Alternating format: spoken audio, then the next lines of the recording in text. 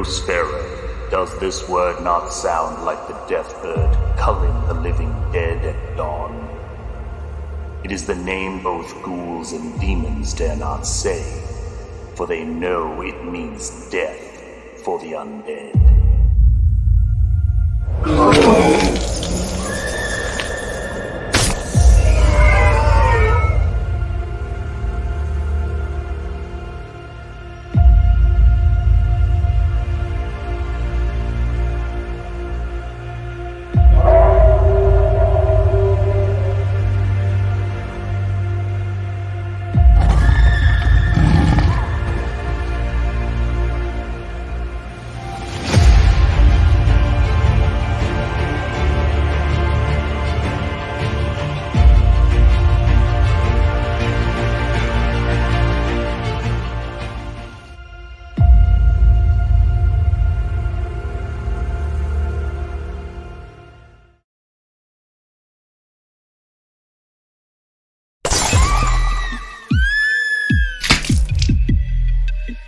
We all go a little mad sometimes. Haven't you? People always go on madhouse someplace. I hate to even think about it.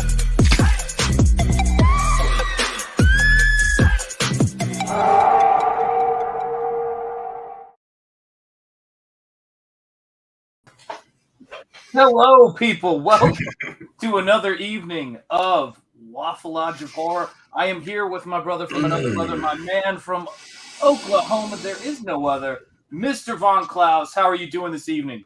Oh, man. To be a polygamous vampire and have many brides. It's what I've always wanted to do with my whole life. Or my whole death.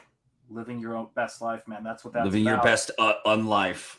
Dude, I will tell you something, man. This movie was not the first Hammer movie I fell in love with, but it is the one that if I was to make a suggestion to somebody, because I didn't see it first, I would go, if you want to get the glory, God, I love Chick-fil-A.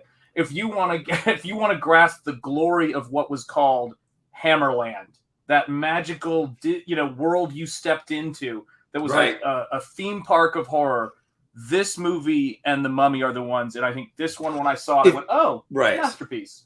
Right. If you had to say what film encapsulates the best of and the thumbprint that is lasting to this day in horror, that is Hammer. When you watch this, it just feels quintessential. It really does. Everything about it. Yeah, good stuff. Yeah, it's a beautiful thing, and I will tell you this, man. It's great to see all you people in the chat. You know how it is. I've heard the Replicator Rob said our brother said he woke up. So thank God. I hope that's the case. We want you all right, Dale. Don't fall out of that chair. We can't lose you so soon. Stephen Rockwood dropping links. Hail to you, 80s made consumer. I had fun over on his channel talking movies. I have the Shout Factory version with limited edition poster. Big fan. Yeah, this movie is ridiculous. And I will tell you this. I sent him the link. I don't know if he'll be able to pop in because he's at work. He's got a lot of things going. But I wanted to start off our image cascade we have for you this evening with a image of another one of my brothers from another mother, Michael King, the Choice Voice, who has an entire series on Hammer's Horror going back 9 years, as you can tell from those. Delicious. And, he introduced me to Hammer. So I got a couple of years ago. Yeah, and I was like, how did I miss this? I just missed it. And a couple years ago, I am shocked at you, Shanth. I know. It's absolutely true. I wouldn't have believed you. I almost don't want to believe you. That's amazing. Okay, well, I got into it later in my 20s, in college. Sure. Wasn't. Well, here's the thing. We could talk about that. I mean, it's not, Hammer wasn't necessarily a household staple like Universal monsters were. It wasn't. For a lot of kids in the 80s like us in our generation. Our parents still went and saw Hammer as kids, but it was like a drive-in thing. It didn't have the same place in some of their hearts as Universal, but Hammer was so cool. They still liked it as kids, though. So I'm surprised my mom didn't turn me on to Hammer because she got me into all the other horror stuff. But what was weird was, like, over time, it seems like Hammer's growing in popularity. Am I wrong? Okay. Oh, no. Cool. It absolutely is, man. And I think it has a lot to do with the fact that we were not getting it. Isn't it beautiful? we were not getting it in its purest form. We were getting bad television of it, or where it was chopped to pieces for TV, at least when we were coming up. So it seemed tacky, cheesy, over, you know. Yeah, and stuffy. it was also, I think the rights were weird with it. They still are. Hail Crowfire Studios, it is great to see you, my friend. But I think that the rights are weird with it because you still get UK releases that are different cuts of it, and it had to do with the ratings, I think, at that time.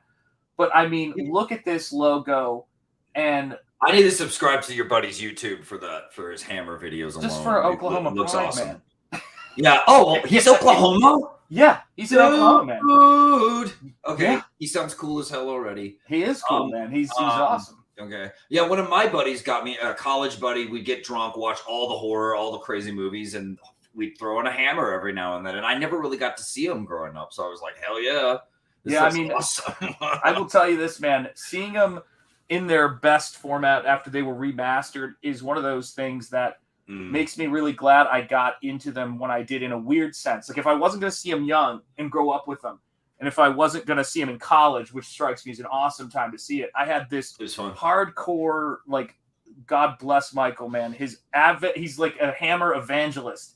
And his guy, the person who is his hero growing up, is Peter Cushing. Like, he's the kind of guy that's misty-eyed talking about Peter Cushing because of what a great actor he is and how he owns these movies. And it's just, Brides of Dracula is like, as our friend Clint would say, chef's kiss. It is like walking into someone's amazing, beautifully, richly Technicolor imagination of horror. And we've got the great Peter Cushing in this. We have got, of course, introducing Yvonne I can never pronounce it, Monlor. I can't ever get it right. But she is the standout beauty, Hammer beauty in this. Yes. This is the era of we let the credits do their thing. The people who worked on this worked their asses off. They deserve some props at the beginning.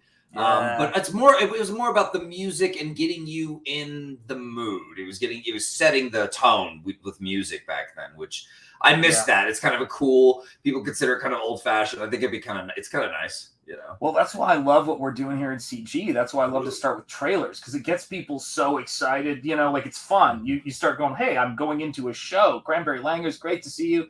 But the reason I'm singling this frame out is because director of photography, Jack Asher, I've got 2 images of him just so people know this dude's name. He was the lighting and camera guy. He's one of those names that when you guys see Nosfero, you're looking at the colors and you're like, this is crazy. It is, you know, what is it about these colors? It's Jack Asher, who I am like emulating and loving. Mr. Monkey Boy 1969. Great to see you, my friend. The Asher aesthetic. The Asher aesthetic. And look at this too, guys. This is Vaughn knows this. I know this. You guys know this. What is up, John? It is good that you lurk away, brother. Aesthetic going on. Yeah, this right here is I look like I'm in Greece. This right here, or Outsiders, right? This right here is Dallas. The meat. Yeah, Dallas right there, man. Dally. This is the meat and potatoes of what we do. The measuring tape to the camera lens, you know, to get the lighting. Like, this is how that art works. I did this in film school. Yeah. It was insane. I didn't like doing it. I know. I was spending all this, or my family was helping me too, but I was also working, but I was spending all this money going to school, this expensive school, and I'm like, I'm hating doing this. Yeah, it was I rough, only liked writing. Yeah. You know? I hated film's process, I have to be honest. If I had been during digital, I don't know. I like editing. I'm good at editing. Yeah, editing's great, but the light readings, like it's seeing what you shot. Hail Sean Crummel. The technical side of cinematography is fascinating to me. As hell, I think it's amazing. I like watching people do cool things with camera work, but I couldn't get into the set type of teamwork involved because it drains my energy as a creative. So that's how I am. That too, man. It's got to be rough, you know. I mean, it killed for me to direct my first short film almost killed me. I swear to God. I will tell you this. I hated directing. It's that's why I love doing the intros and those kinds of videos, and you do a great job on those too. It's because it's just you and it's the stuff, right? Hey, what is up, Lord Crackhead 33? Great Good to see you. stuff. Shanth, check your DM. Okay, I better go check my DM. It's good to see you, Jeremy. You are the man. What up, horror peeps? What up, Jeremy? What up, Dragon Slayer? That's right. He's the man. So Terence Fisher is the other name to know and the biggest name to know in terms of Hammer directors, guys. And just this dude was, I love how in the documentaries the guy who was talking about him was like, you know, I wouldn't call him like a journeyman director, but he was kind of when you think about it. But these are the people that are like, you know, I'm like, journeyman, man. If I could be a journeyman like that, I mean, shoot, I'll take it. You know, defining an era, you know, it's like. Do you think so? You think you defined an era with this? Yes. I think the Hammerland and what people think of as the classic Hammer. Do you want to tell people, drop the hammer and tell people what it was, like it's how long it lasted, like the basics of it? Like, oh man, do you want know to jump this? in on that one? I do know. I know. I don't. I'm trying to learn as much as everyone else. Oh sure, yeah, okay. So here's the gist of it, right? Okay. So Hammer basically, Universal horror monsters basically die out more or less in terms of mainstream with Creature from the Black Lagoon. That's the stuff we all know. Right. But we're still black and white. That movie really was almost decided to be color, but they decided to do 3D. Then horror basically goes into this kind of hibernation. You get movies I love, but you know, Abbott and Costello meet Frankenstein and the Wolf Man and all of that kind of stuff. Yeah. And the thing about it is that you get to basically the mid 50s, which is to me starting to be the 60s, you know, that whole period. Yeah. And Hammer Film Production starts up and they finally figure out this strategy. Even though they were founded in 1934, their horror starts in 1955, and they figure out how to bring Technicolor and Gothic together. Right. And they were doing things, as you and I have talked about. They've influenced Tim Burton. That's why Christopher Lee is in Sleepy Hollow. But they do everything low budget. They are a small outfit, but they were punching way above their weight. And so from the 1950s to the 1970s, they redefine for their time, their generation, horror in color and Technicolor, no less. And so you're saying about the mid 50s or late 50s, America's coming out of its universal monster horror domination, and horror becomes weaker for us. We're probably more Westerns or something, but we were making horror, but it was switching over, wasn't it? Things like Invasion of the Body Snatchers. We were doing sci-fi. Political We were political, correct. We were talking about commies with that movie. That movie's about the communist invasion for realsies. And it's actually really well done. It's a kind of a propaganda movie, but it's kind of really well done. It's crazy. Anyway. I love that film. Yeah, it's a good movie. Could it be also, though, too, and this is a thought, guys, and please do hit like, guys. Please make sure you subscribe. This is the thing for me, though. I think that the Twilight Zone and the small screen with playing these movies, things shift over to there, and they're not maybe sure how to put horror for the big screen. And, these characters are copyright free. You've got, some great acting talent from the theater there. Oh, yeah, I forget. The cave. We can talk cave women movies. We might take a side. I think Fawn and I are both could be conversant there. But this is the thing. This is what was missing. Technicolor and color going through the woods. I mean, this is practically the shots in Sleepy Hollow with the fog machines, Isn't it just beautiful? The trees and the mist. They took the torch of horror and monsters and Gothic, and they said, bring on the Technicolor, but we're going to make it look like a fantasy land. Like, it's its own aesthetic of Victorian Gothic. It's kind of like the covers of those Gothic romance or horror novels that you see come to life. It really is. And you absolutely just hit the nail on the head with this, Fawn. This is the thing that's so fun about this show, man. What is Technicolor? It's John. I don't want to have to kick you out of the stream here, but it's a person of Technicolor. But the thing about it is that they brought sexiness back. They brought the sex appeal. You look at Bela Lugosi as Dracula, and he's exotic, he's whatever, and he's sort of more sexy than the novelization of Dracula. But when you see Christopher Lee, this giant tall man who many of you know from Lord of the Rings, as Dracula, he's got the deep voice. He is just a man's man. And the women are absolutely sexy, and they pushed for that. They go, we need, just like old school pulp, old school comics, what used to do, we need eyeballs. We need the most, scariest villains, the sexiest women, the most powerful and handsome heroes we can get, and we need to crank these things out. And boy, did they make it happen. Make that money. That's why when my mom was little, they'd go to the drive-in and watch 3 of these back to back, and it'd be just an awesome horror marathon night. Sounds like heaven. It does sound like heaven.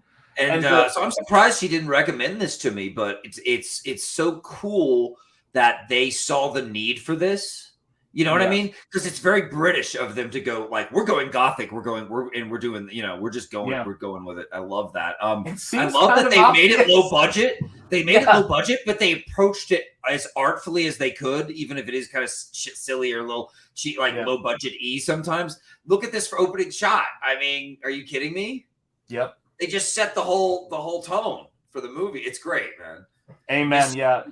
Madeline Smith and Ingrid Pitt are influences of 2 of my characters in Nosfero. And Madeline Smith, I've been looking at her face all day as I try to.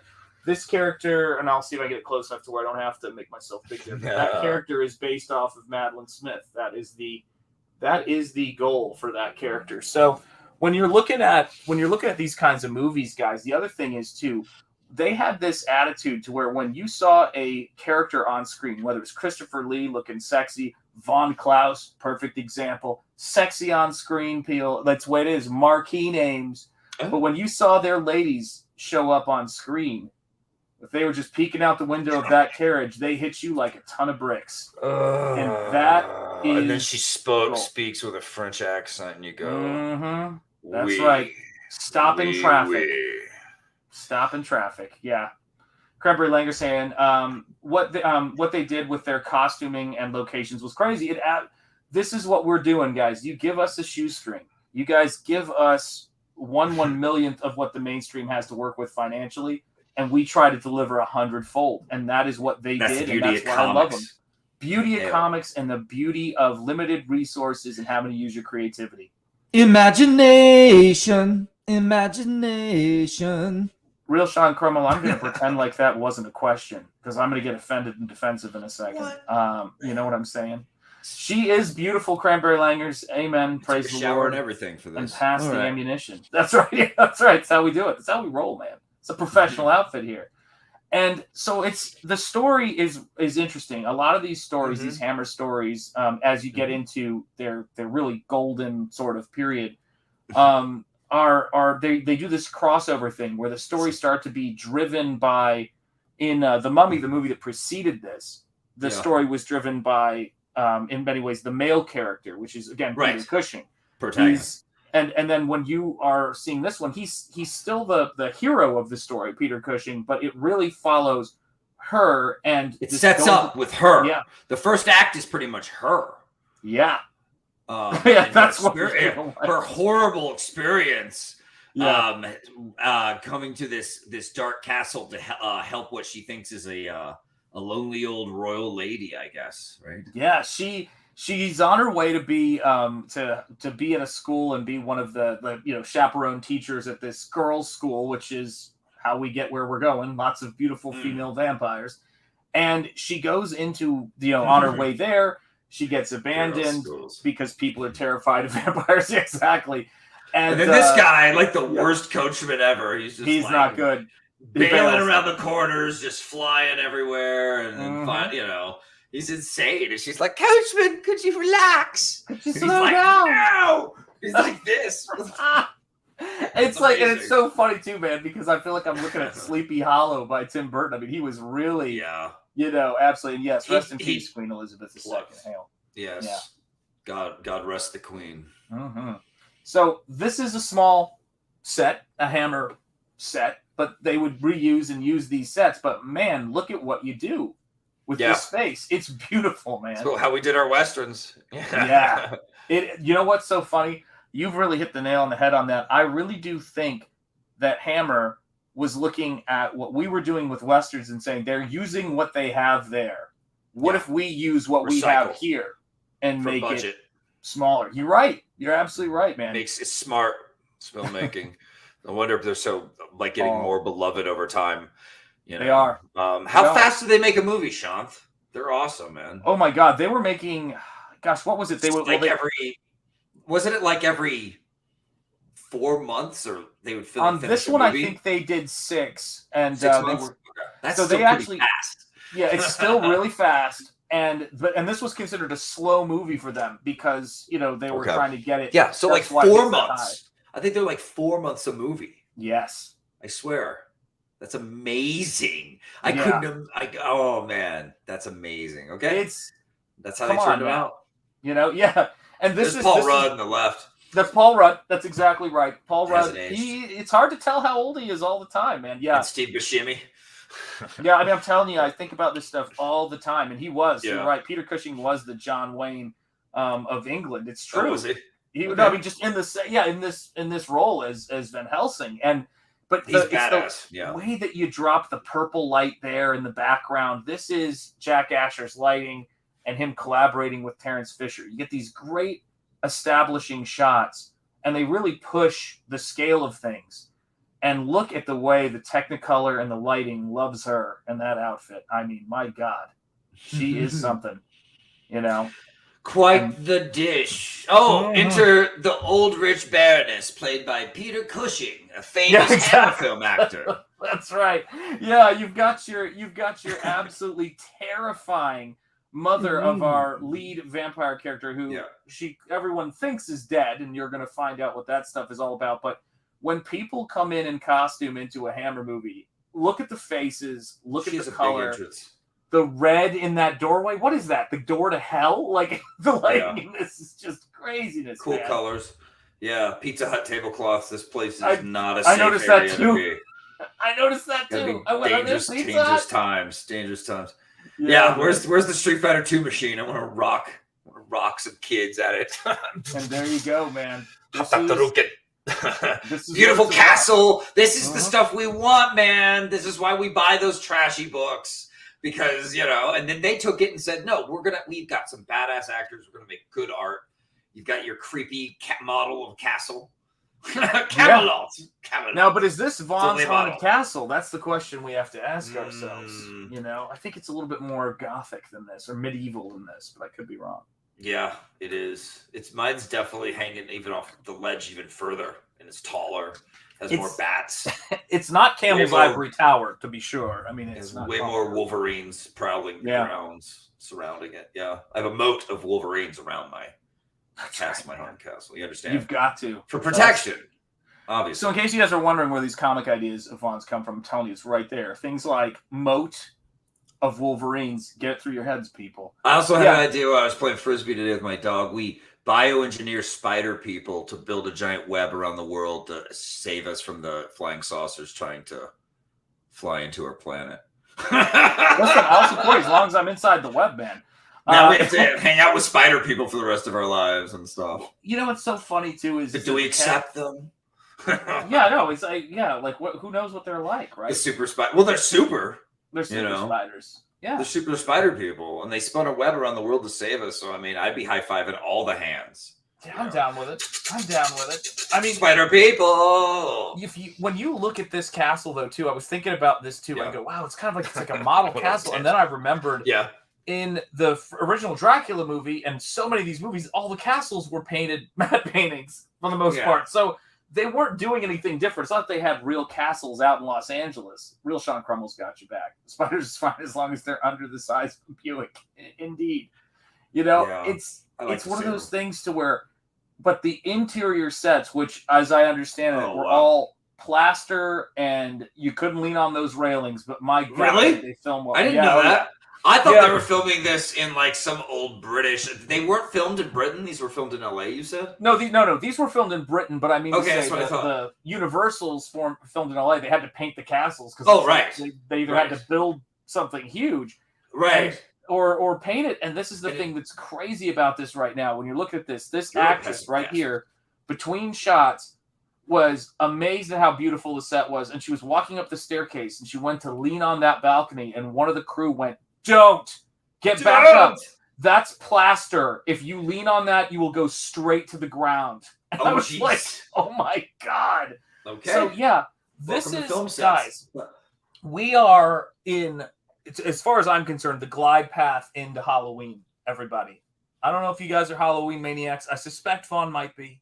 Can't be sure, but I'm guessing. I like Halloween. Yeah, I a do too. lot. But I don't know. I mean, the first movie I'll always love. Yeah, but I'm not like a maniac. Yeah, yeah. I mean, but we're heading into the greatest time of year for me, man.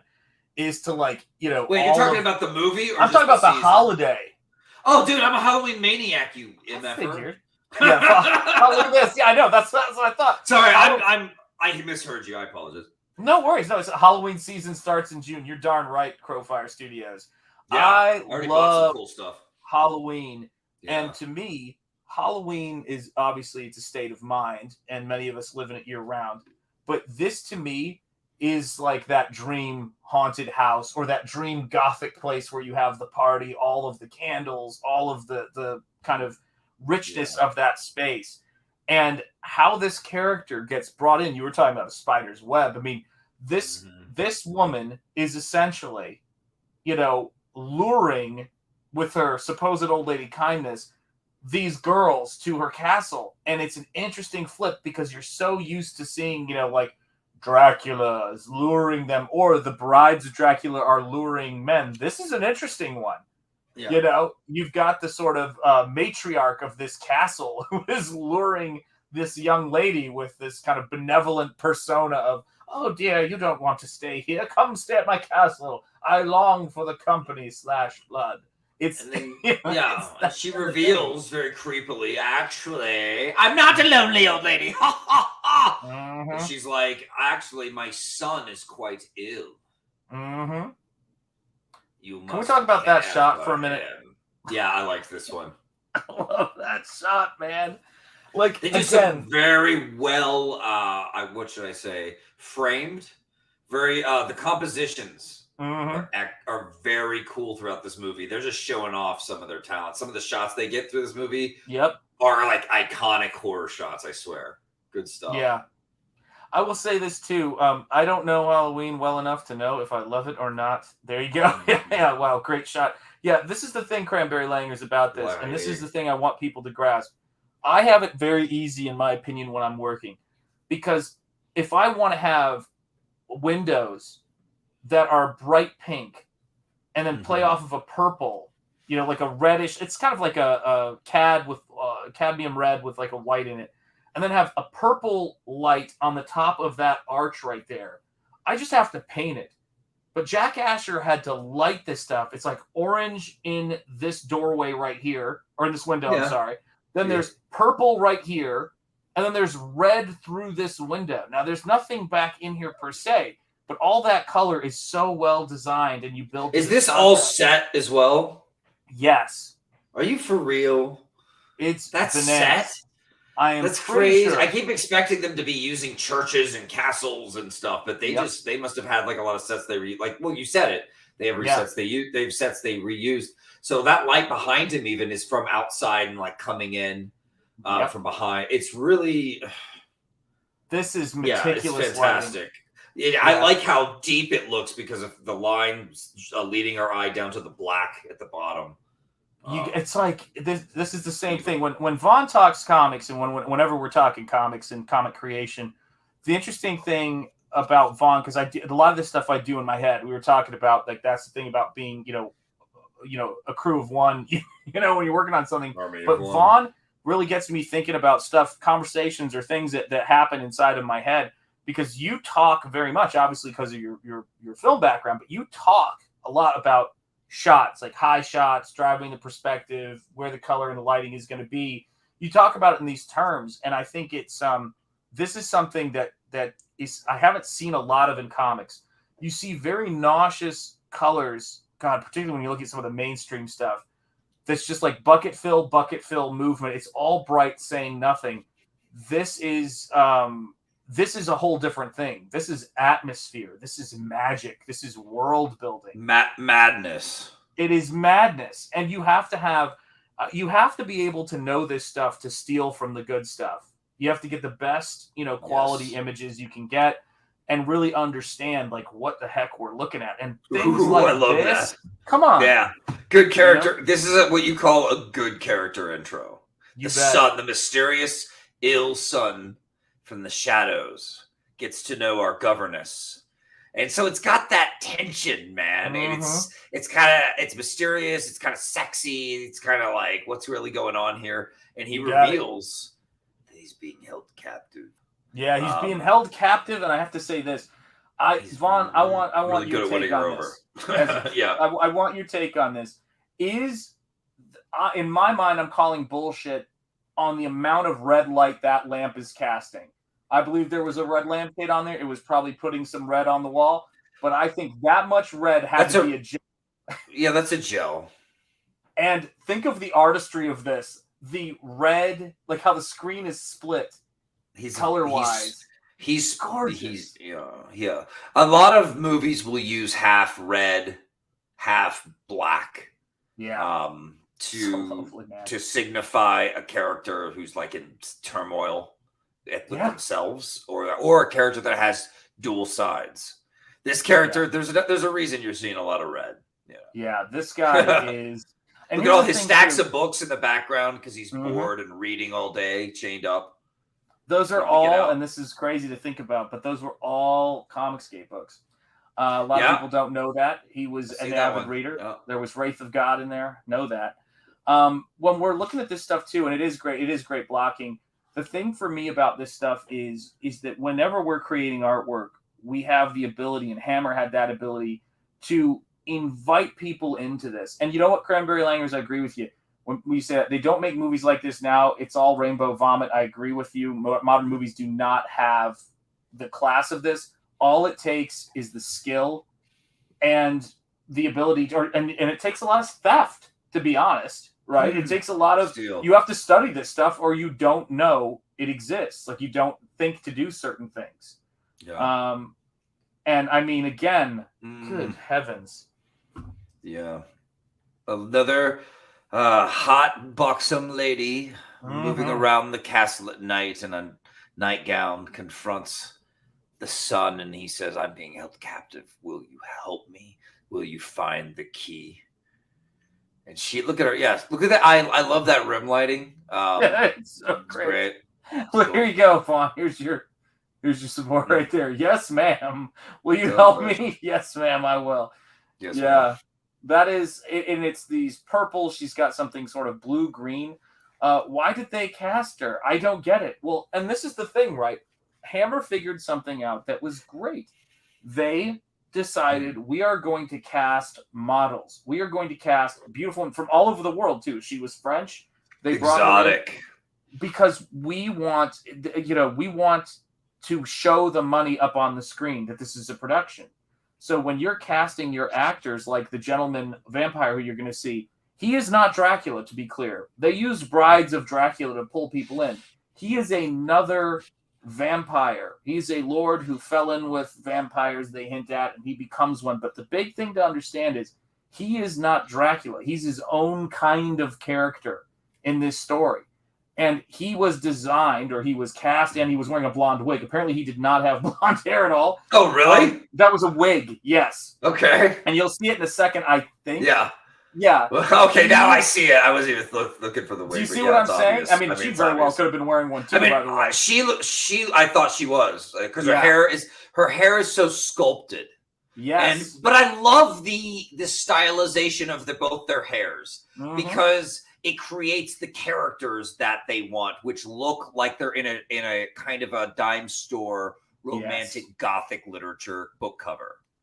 Yes. Even the colors, really nice. Very rich. Very Technicolor. Was it Technicolor just the color then? It was king? It was, I think it was the best.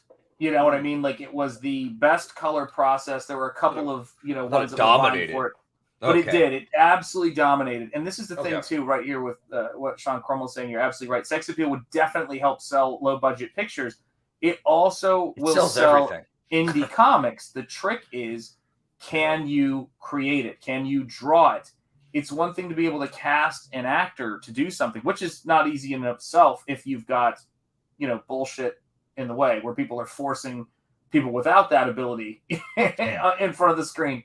But Hammer was independent, and they were able to do it. And they cast, thinking about, there was more risque films coming out during this time. Hammer was doing risque, but it was like sexy, kind of, there was a sexy innocence to it, a fun, a playfulness to it that were kind of missing.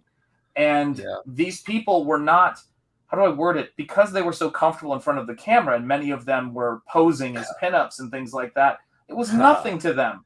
They came on screen and they're like, this is my job. I bring this. Deal with it.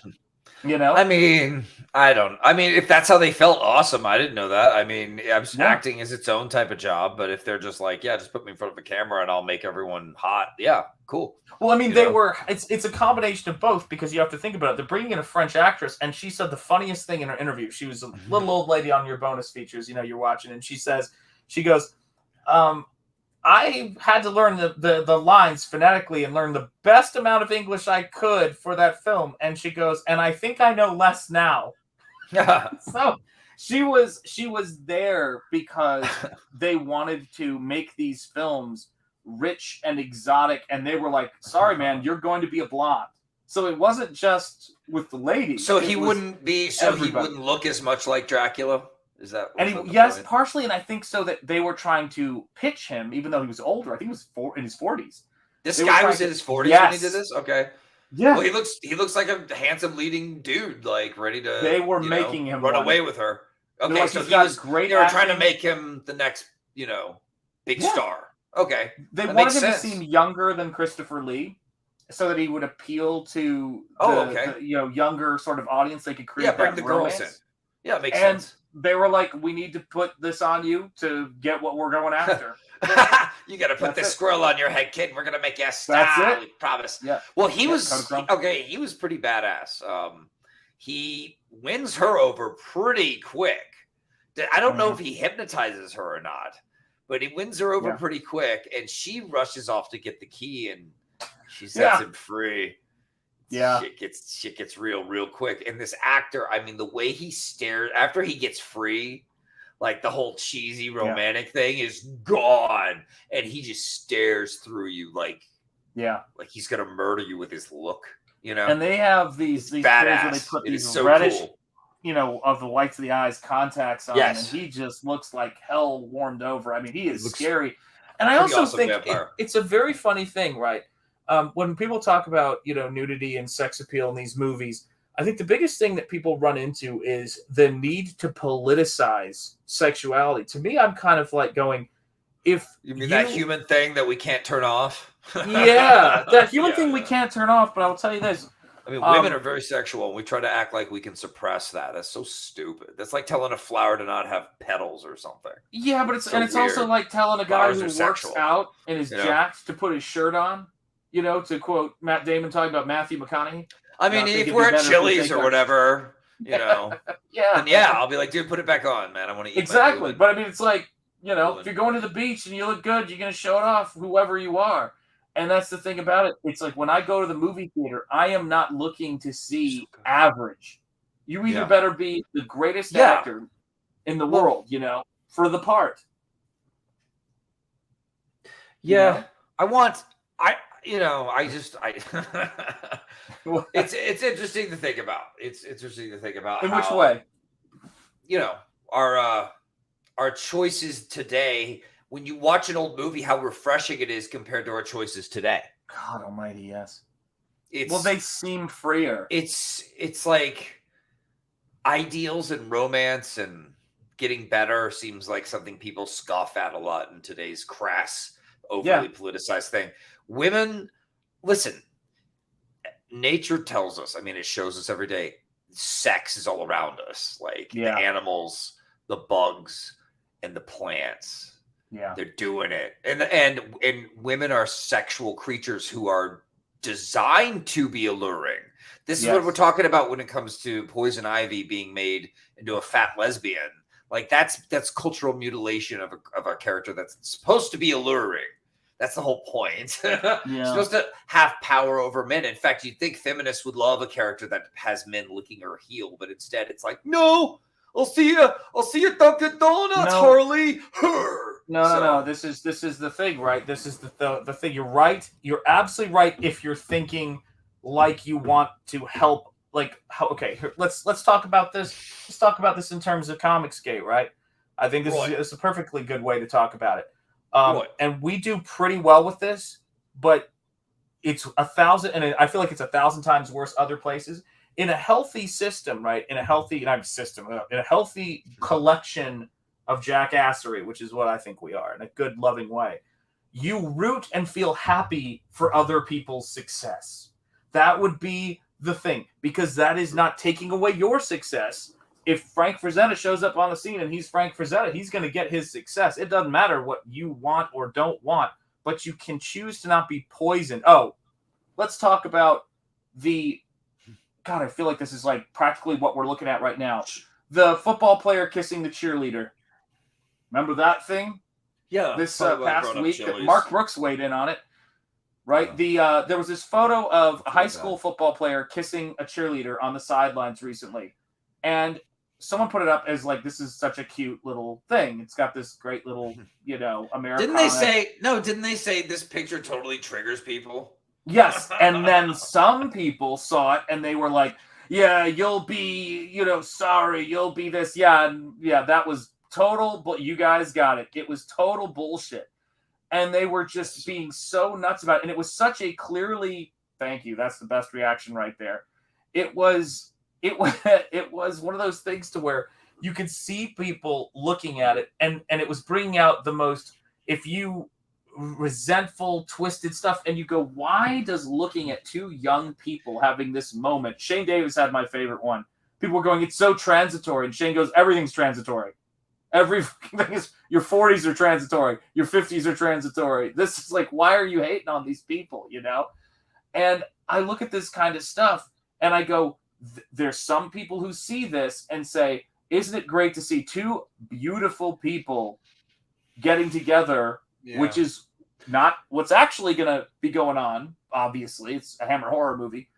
But there's this thing to where I do believe when they see Poison Ivy with her foot on the neck of some guy that she's overpowered, they hate that she has that power and they don't. Do you get what I mean? It's not them. Well, it's not them. It's not their projection of themselves into the character so they can feel like they were part of things. That's why inclusion's a lie. Everyone is already included and invited to read comics. It's been that way since forever. Everyone knows that who reads comics. But the lie is that they weren't included until they were allowed to come in and make every character into themselves. That's what inclusion is to them, is them cosplaying as your characters in your books, spouting a bunch of Marxist messaging. And when you complain about it, you're a Nazi bigot. I mean, this is freaking mental abuse, what they're trying to put people through and convince you that you're a bad person for not liking their dog shit. Holy shit. Get the hell out, man. Yeah. You people, like, we gave you the wheel and this is what you do with it. This is what you do. Okay, it's time to cleanse the system, sounds like to me. Anyway, but yes, but this back to Hammer horror. But I would actually want to go back to that. This is the other thing I'm wondering. Is it really that they want the character to look like them, or they want the character to feel like they were part of it? Terrible. It's about self-validation. They've taught their culture is one of narcissism and self-indulgence, and that's they call that empowerment when really it's disgusting and selfish. Yeah, I didn't want to open up a Twitter shitstorm on this. I'll say it here on YouTube because I think it needs to be said. I think okay. Go ahead. Chili's, they canceled the chicken country fried steak with white sawmill gravy 10 years ago. They've not fucking recovered. So fuck that place. I used to love them. It was what I lived for. It was all I fucking had. And they took it away. So that's my thought on Chili's. Okay. My thought on Chili's. Yeah. I don't know if they still have it, but they had this like bean cheesy dip thing that was really damn good. It was good. I know. Is that still around? Because I like that. Okay, I like that. They went diet on us, and I'm like, why would you do that to us? What? Why would you? Anyway, but they also had that like molten cake thing, and when I was like a young, like 20-something, and if I would have a fight with my girlfriend, I would always go to Chili's, and somehow I would always get served by the same like hot waitress chick, and she would always like it was always just awesome to talk to her instead of have to worry about a girl who had been yelling at. Chili's was like my entire youth, and we used to go there with our kids, and it was so fun. Even eat a bunch of stuff and be a lonely asshole. Yeah, molten chocolate cake is the best. Yeah, I would do the molten chocolate. Don't lean on those railings. No, it was comfort. It was comfort. Yeah, As a 20-year-old, you just burn it off back then. You know, I can't do those chilly tears into a molten cake in front of that hot waitress ever again. Those days are gone. But when you see this shot, this is the molten chocolate cake of cinema. You've got her in her gown. He is now confronting his mother because she has foolishly freed him. Cinderella's wicked mom up here, right down to the shoulder pads. You got it. You absolutely nailed it. They cast people and dressed people to look like these iconic folks. Good to see you, Pops Van Sant, my fellow September 2nd birthday brother. It is great to see you. Yeah, it never burned off. Still go for that molten. Yeah. But this is the thing, right? It is a girl who is going into this dream world. Yeah, God, I love that purple. Yeah, that purple is absolutely beautiful. Politics and beauty don't go together. You're absolutely right. Otherwise, DC would be beautiful, wouldn't it? You are absolutely correct. And this is what it's like when you're using the entire box of crayons intelligently. You don't have to have every single shot be the exact same. You don't have to have everything look the same. And then you find this wicked servant of the mistress of the house, and she is going to be creepy gypsy lady, crazy creepy gypsy lady, and I love it. Movie hits it all. You don't get confused who these characters are. This is the funny thing. When we were doing Double Impact the other night. Cool. So Crowfire Studios is just keeping it. They're both hot, exactly. But this is the thing. Over here. Hello, John. Good to see you, my friend. They when you look at this stuff and you look at these characters, you never got confused who you were looking at. When we were talking about Action Jackson 80s films, they would have a group of criminals, or I'm sorry, bat villains or the henchmen, and you could tell them all apart. Now the henchmen all look the same, or they're all in like SWAT gear, and you can't really tell who they are when you see action movies. Horror movies, everybody looks the same. The age range of just what you're seeing in every shot really creates this kind of texture to it, this cinematic texture. And I love that about Hammer. Look at this. You know, the reveal that Mom ain't so well anymore. She's dead. She points and says she's dead and like laughs and laughs. She's gone by this point. I guess her character has gone mad and is like a slave to the vampires or something. Yeah, I mean, she little Renfeld. This was very and it's kind of tragic, but this was shortly after they had gotten rid of Country Fried Steak at Chili's, and she just lost it. It was all she had. That was it. That was the breaking point. I thought that was the breaking point. I thought that was your story. No, you know what? You're right. See, you're thinking about that country gravy again. Every time I watch these, it's all. If I was directing Hammer Horror, it would just be a bunch of like Indian guys in their 40s just eating country fried steak. Eating country fried steak. Okay, it is what it is. And here, this is a shot I have to ask you about. Cholesterol horror. Yeah, cholesterol horror. She's running away from the castle because shit got real. This shot to me, I love it. Her silhouette running, but this is day for night, is it not? Like this has got to be day for night. You know, shot this. The sun was up, and then you know, you gotta shoot. You can't just wait for night. You gotta move. You gotta film. You got to. So here's the question: so was Technicolor coloring the film after it was shot like crayons, Vaughn? What do you got for that? It's a chemical process. Yeah. That I used to know how it worked fully. Is it layered too? I don't remember. Yes. Do you know, Shanth? Okay, I've got it right here. Technicolor is a series of color motion picture processes. The first version dating back to 1916 and followed by improved versions over several decades. Definitive Technicolor movies using 3 black and white films running through a special camera, 3-strip Technicolor Technicolor or Process 4 started in the early 1930s and continued through the mid-50s when the 3-strip camera was replaced by the standard camera loaded with a color negative. Technicolor laboratories were still able to produce Technicolor prints by creating 3 black and white metrics from the Eastman color negative or Process 5. So it was a process of putting color together for exhibition of film and also capture that gave you these colors that made you want to slap your mama. That is the gist of Technicolor as I understand it. And it is why when these films get remastered to create the Technicolor feeling, you see this in Criterion Blu-rays, you see it in the Blu-rays that Shout Factory is putting out for Hammer and that Arrow is putting out for Hammer like this one. you get these beautiful Enter the hero. Enter the hero. Enter Peter Cushing, our hero. And look at this. Even the color of the grass. Her hair is still red. Her outfit is really well defined. You can see the subtle colors in it. So when you want to go loud with the color, you can get rich colors like you could never imagine. But also look at the inky kind of black you have in this. Like the darkness of that coat and the shadows are all very rich. That comes from that process they perfected of getting great value range and knowing how to be the house for film production and exhibition. I mean, look at this gentleman here. Peter Cushing, best Van Helsing ever. He's a doctor, guys. He's not a ninja warrior. Van Helsing is a doctor who has scientific mind about things. He has he can rough and tumble when he needs to. So he's got this, and he's solving mysteries. To me, I'm going to write my own version of him.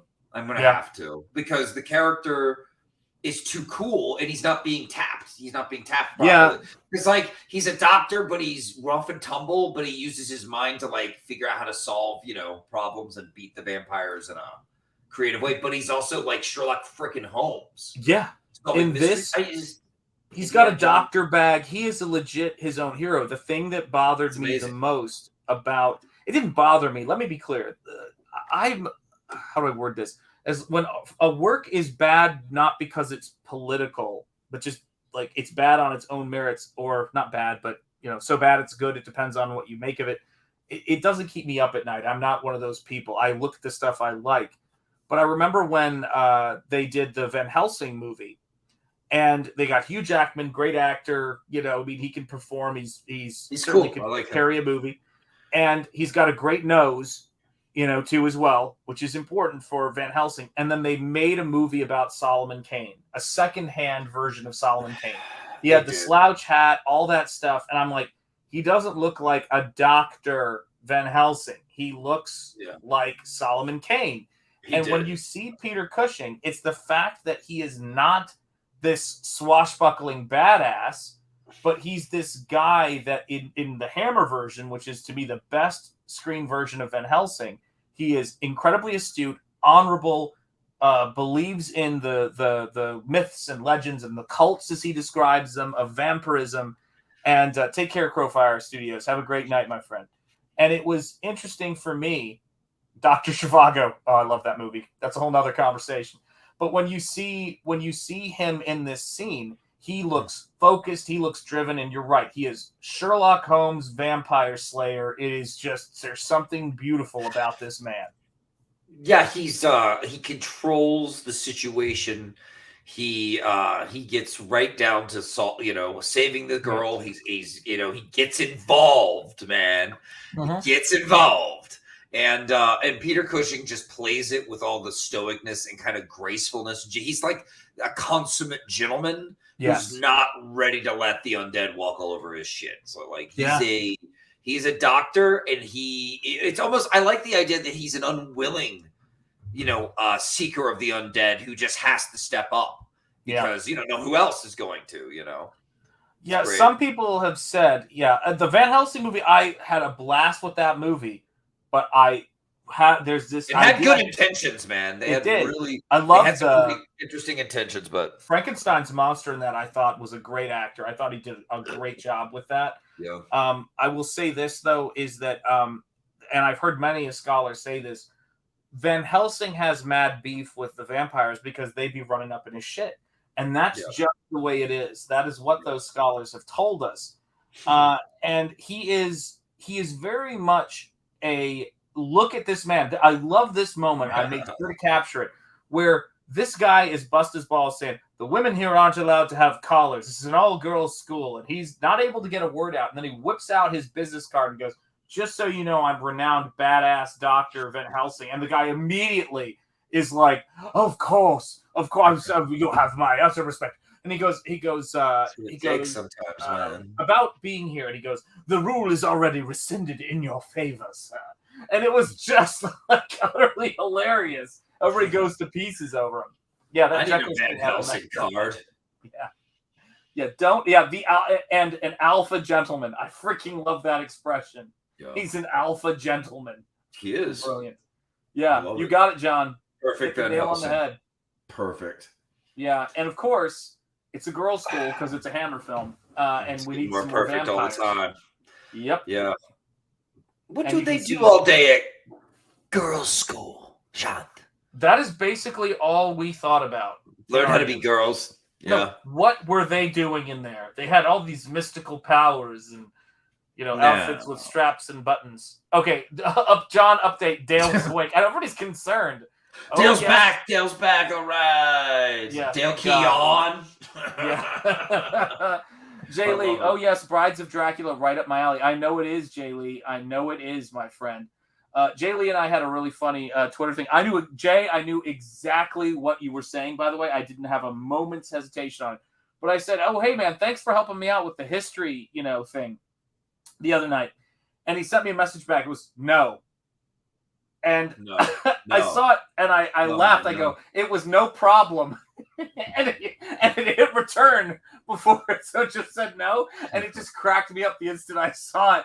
I was dying. He's like, oh, by the way, I didn't mean to just say no. I'm just going to start sending you random no's from now on. He was like, that would have been awesome. He just sent me a middle finger. Hey, thanks for your help the other night.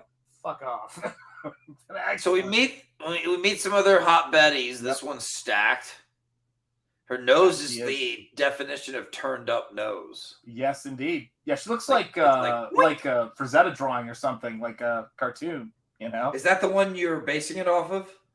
No, the one I'm basing it off of, when you see her, you'll see her. Okay. Well, she's not in this, unfortunately, but I can show her to you. Yeah, absolutely. Jaylee, you need to do Vampire Lovers and The Bathtub with Ingrid Pitt. I don't think we can handle that. Although that was one of my first Hammer films that I watched. I watched the Karnstein trilogy, which was Twins of Evil with the Collinson twins. And then I saw Ingrid Pitt in Vampire Lovers. And then I saw then Lust for a Vampire, which was the worst one, No, Shanth, do your own history research. You're absolutely right. That is what Jay Lee said. No. He goes, kiss my grits. Hunch the Dirty Roofer, pillow fights, mud wrestling, jello wrestling, pole gymnastics. Yeah. Pole I thought about it. Absolutely. Oh, yes, the twins, says Jay Lee. So, yeah, they had beautiful women. And let me tell you this, too. This is the other great thing about the way they did the makeup on this stuff. When, kiss my grits. I had grits for dinner tonight, so thank you, Mrs. Eddie. Vaughn and I were talking on the phone, and I go, I'm being delivered grits. And he said, they didn't take the country out of the boy. Vaughn felt proud of my grits maintaining, since I can't get Chick-fil-A. But this is the thing about it, man. When you look at this character and you look at all of them, when she becomes a vampire, holy cow, is she terrifying. And there's something about her. She seems so cute, so sweet. And it's like if you were looking at Bambi and then he opened his mouth and they were fucking fangs. Yeah, it's pretty much. Utterly terrifying. Yeah, full list. There you go, man. We'll get there. Yeah, we will absolutely get there. Got there. A nice girls' school going. Van Helsing's there to regulate. This movie gets way more. I mean, it's interesting and very like romance novel-y in the beginning, but it's all this beautiful kind of creepy setup. And then once Van Helsing's there, the action has kind of a bit more drive now, and we've got this badass. And he was just on his way somewhere. It was a chance encounter that he met her. I like that. Because I like that story. There's a vampire problem here. And it's interesting, Vaughn. You were saying, when you say you like it, I was thinking it kind of has this. It makes me think of the kind of things that excite you about story. You know what I mean? It's like the build of you're getting the backstory of her. And then it's like, Van Helsing makes his appearance and he's like, I'm here to take care of your vampire problem. But you already know something's rotten in the state of Denmark that, he kind of knows about. And this is, of course, the local priest who was like, my people are troubled by what's going on here. My people someone just lost his daughter and, he was counseling him saying, don't marry on holy ground. And Van Helsing rolls up like he is because he is the expert on dealing with these things. And what's great is he puts older, more seasoned men at ease with his expertise. And that is badass. It's so badass, this Van Helsing. He's like, the thing you have to understand about the vampire. And you're like, Fucking hell! Thank God somebody here knows. You know, it's so cool. Look at that red on his hand from the light back there. God, I love it. Yep, it's the gel. Let's see here. Where are we? That's creepy as shit. Arise, my princess bride. You want to describe the awfulness of right before this, when that woman is on the ground at the grave where she's buried and going, come, it's like the Jurassic Park scene with the velociraptor. Come on, little one, push. And like she's like a nursemaid helping someone give birth, but it's like helping a corpse come back out of the earth, and she's like, come, and like, it's great. And then a hand comes out, and she opens up the coffin, and she's like, yes. So yeah, she's I mean, I wish I could meet chicks this way. I would do that. I don't give she looks like, and this is the thing, guys, you know, I'm one of those people where I love to see people go broad with their characterizations and their stories. That's something you do a lot. When you look at the rogues gallery because you always say, you know, the stuff you do is influenced, like it's Bruce Timm on steroids. When you look at Terror in the Trenches, your rogues gallery, you're getting the most out of your gestalts, man. And with live action, it is doable, but difficult. And they do it. They rock it, man. Look at this. I love they use the creepy gypsy lady who's mad and going crazier, and then the classic vampire bride character. They're just unabashedly like, "Yep, we're doing it." Yeah. And it's just created a classic when they did this, guys. Yeah. It's beautiful stuff, man. I mean, Helsing that's cool. Goes to check out the scene. He goes up to the castle. He's like, wait a second. When are they going to get the big table in here? I know. Seriously. And that table, I want to tell you guys, in the prime of this family, was covered with country fried steak and white gravy. A lot of people don't know that. Oh, my God. It's historic. Hungry. And this mofo comes home. And I want to tell you, this guy has an utterly terrifying face. I mean, when he's got that wig on, it's funny because you think of the Widow's Peak dark wig that you see people kind of do vampires. This is blonde is scary as shit on a vampire, man. People don't think about that. Yeah, he's terrifying. Blondes have more fun. And they do. Terror, apparently. They drink more blood. Oh, here you go.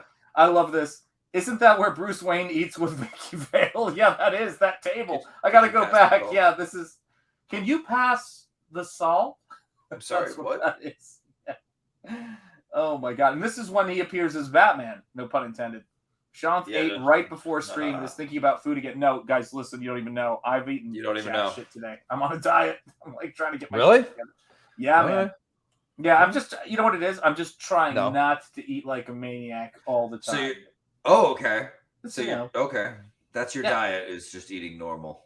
Vaughn, if I don't watch my figure, no one else will. Think about it. You know, I don't want to think about your. You don't want to think about it? All right, fine. I guess I shouldn't have sent those pics. No, I'm going to send you a message that just says no. Exactly, that's right. You know, it happens. Yeah, congrats on being mindful of your diet. Yeah, man, it's like Lauren's like, it's good. Know, I'm required, as she said, to die 1 minute after her, so she doesn't have to deal with things. And I'm like, I'm a husband. That's kind of how we roll. About 1 minute after, we don't got a lot of other options afterwards. We're just like, that's if we live longer than you. Yeah, exactly. That's true. Yeah, that's absolutely true. And I'm like, I'm not a gambling man. But, big if, baby. You know. And look at this badass. This is, guys, when I think about well-dressed and ready for the kill. First of all, that lamp is on fire. Let's be honest. That's badass, That's some bullshit lighting, and I love it. I love that bullshit lighting. But the way he takes out that cross is like a gunslinger taking out a 6-shooter. And it's a thing of beauty, man. I freaking love how and I love that the cross has the power to freak these vampires out. And I started thinking about that quote Joseph Campbell used to say all the time, or used to repeat all the time, where he'd say, you might know the origin of it. Be careful when casting out your demons. You don't cast out what is best in yourself. And one of the things I was thinking about is that in a reverse sense, when they cast out God and Christian symbolism from the vampire stories, they also cast out Satan from the vampire stories. Do you know what I mean? Like, right? They cast out good versus evil. They grade the water. Yeah, and so vampires just drink blood. It's kind of like a virus. It is what it is. Whereas in this, he talks about it as during the day. Cult. You know what I mean? Yeah. Like, this is a cult of an ancient pagan evil. religion that that has this thing where it feeds on people and passes on. But it's terrifying. And the fact that they respond to a cross, or that when you don't have that cross, you're good and screwed, kind of raises the stakes.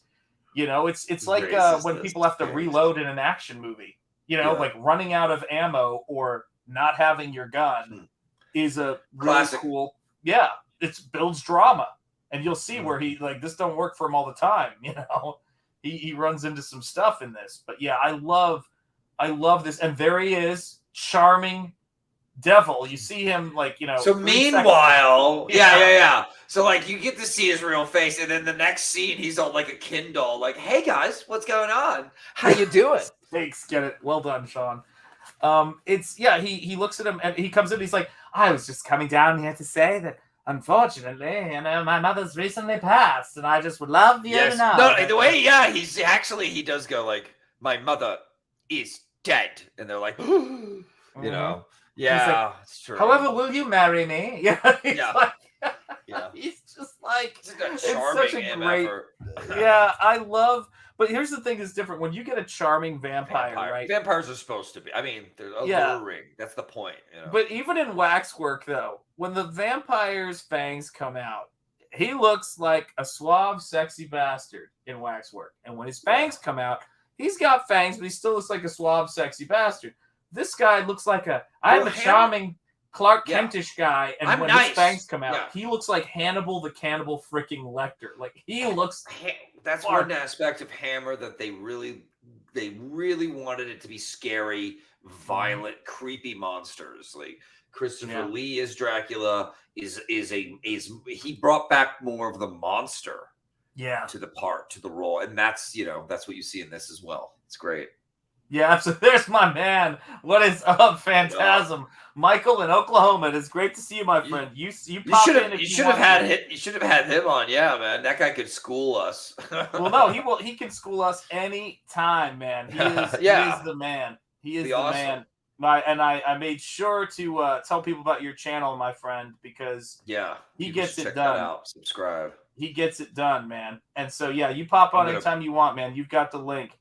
And so, you see this dude, and he turns into a Ken doll, and or this aristocratic guy, and you've just seen him with blood boiling eyes.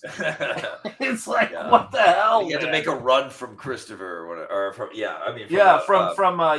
from Peter Cushing, because Peter Cushing. House, Okay, thank you, brother. Yeah. He always makes these. He's pretty good at escaping, which I like that they do that in these movies where the evil could be really scary, but they can also be fended off and have to run away like those creatures scurrying in the night. So they have their scary, powerful moments, but they also have those moments where you're reminded that they are just creatures that have to run and hide in the shadows at the end of the day. They're not.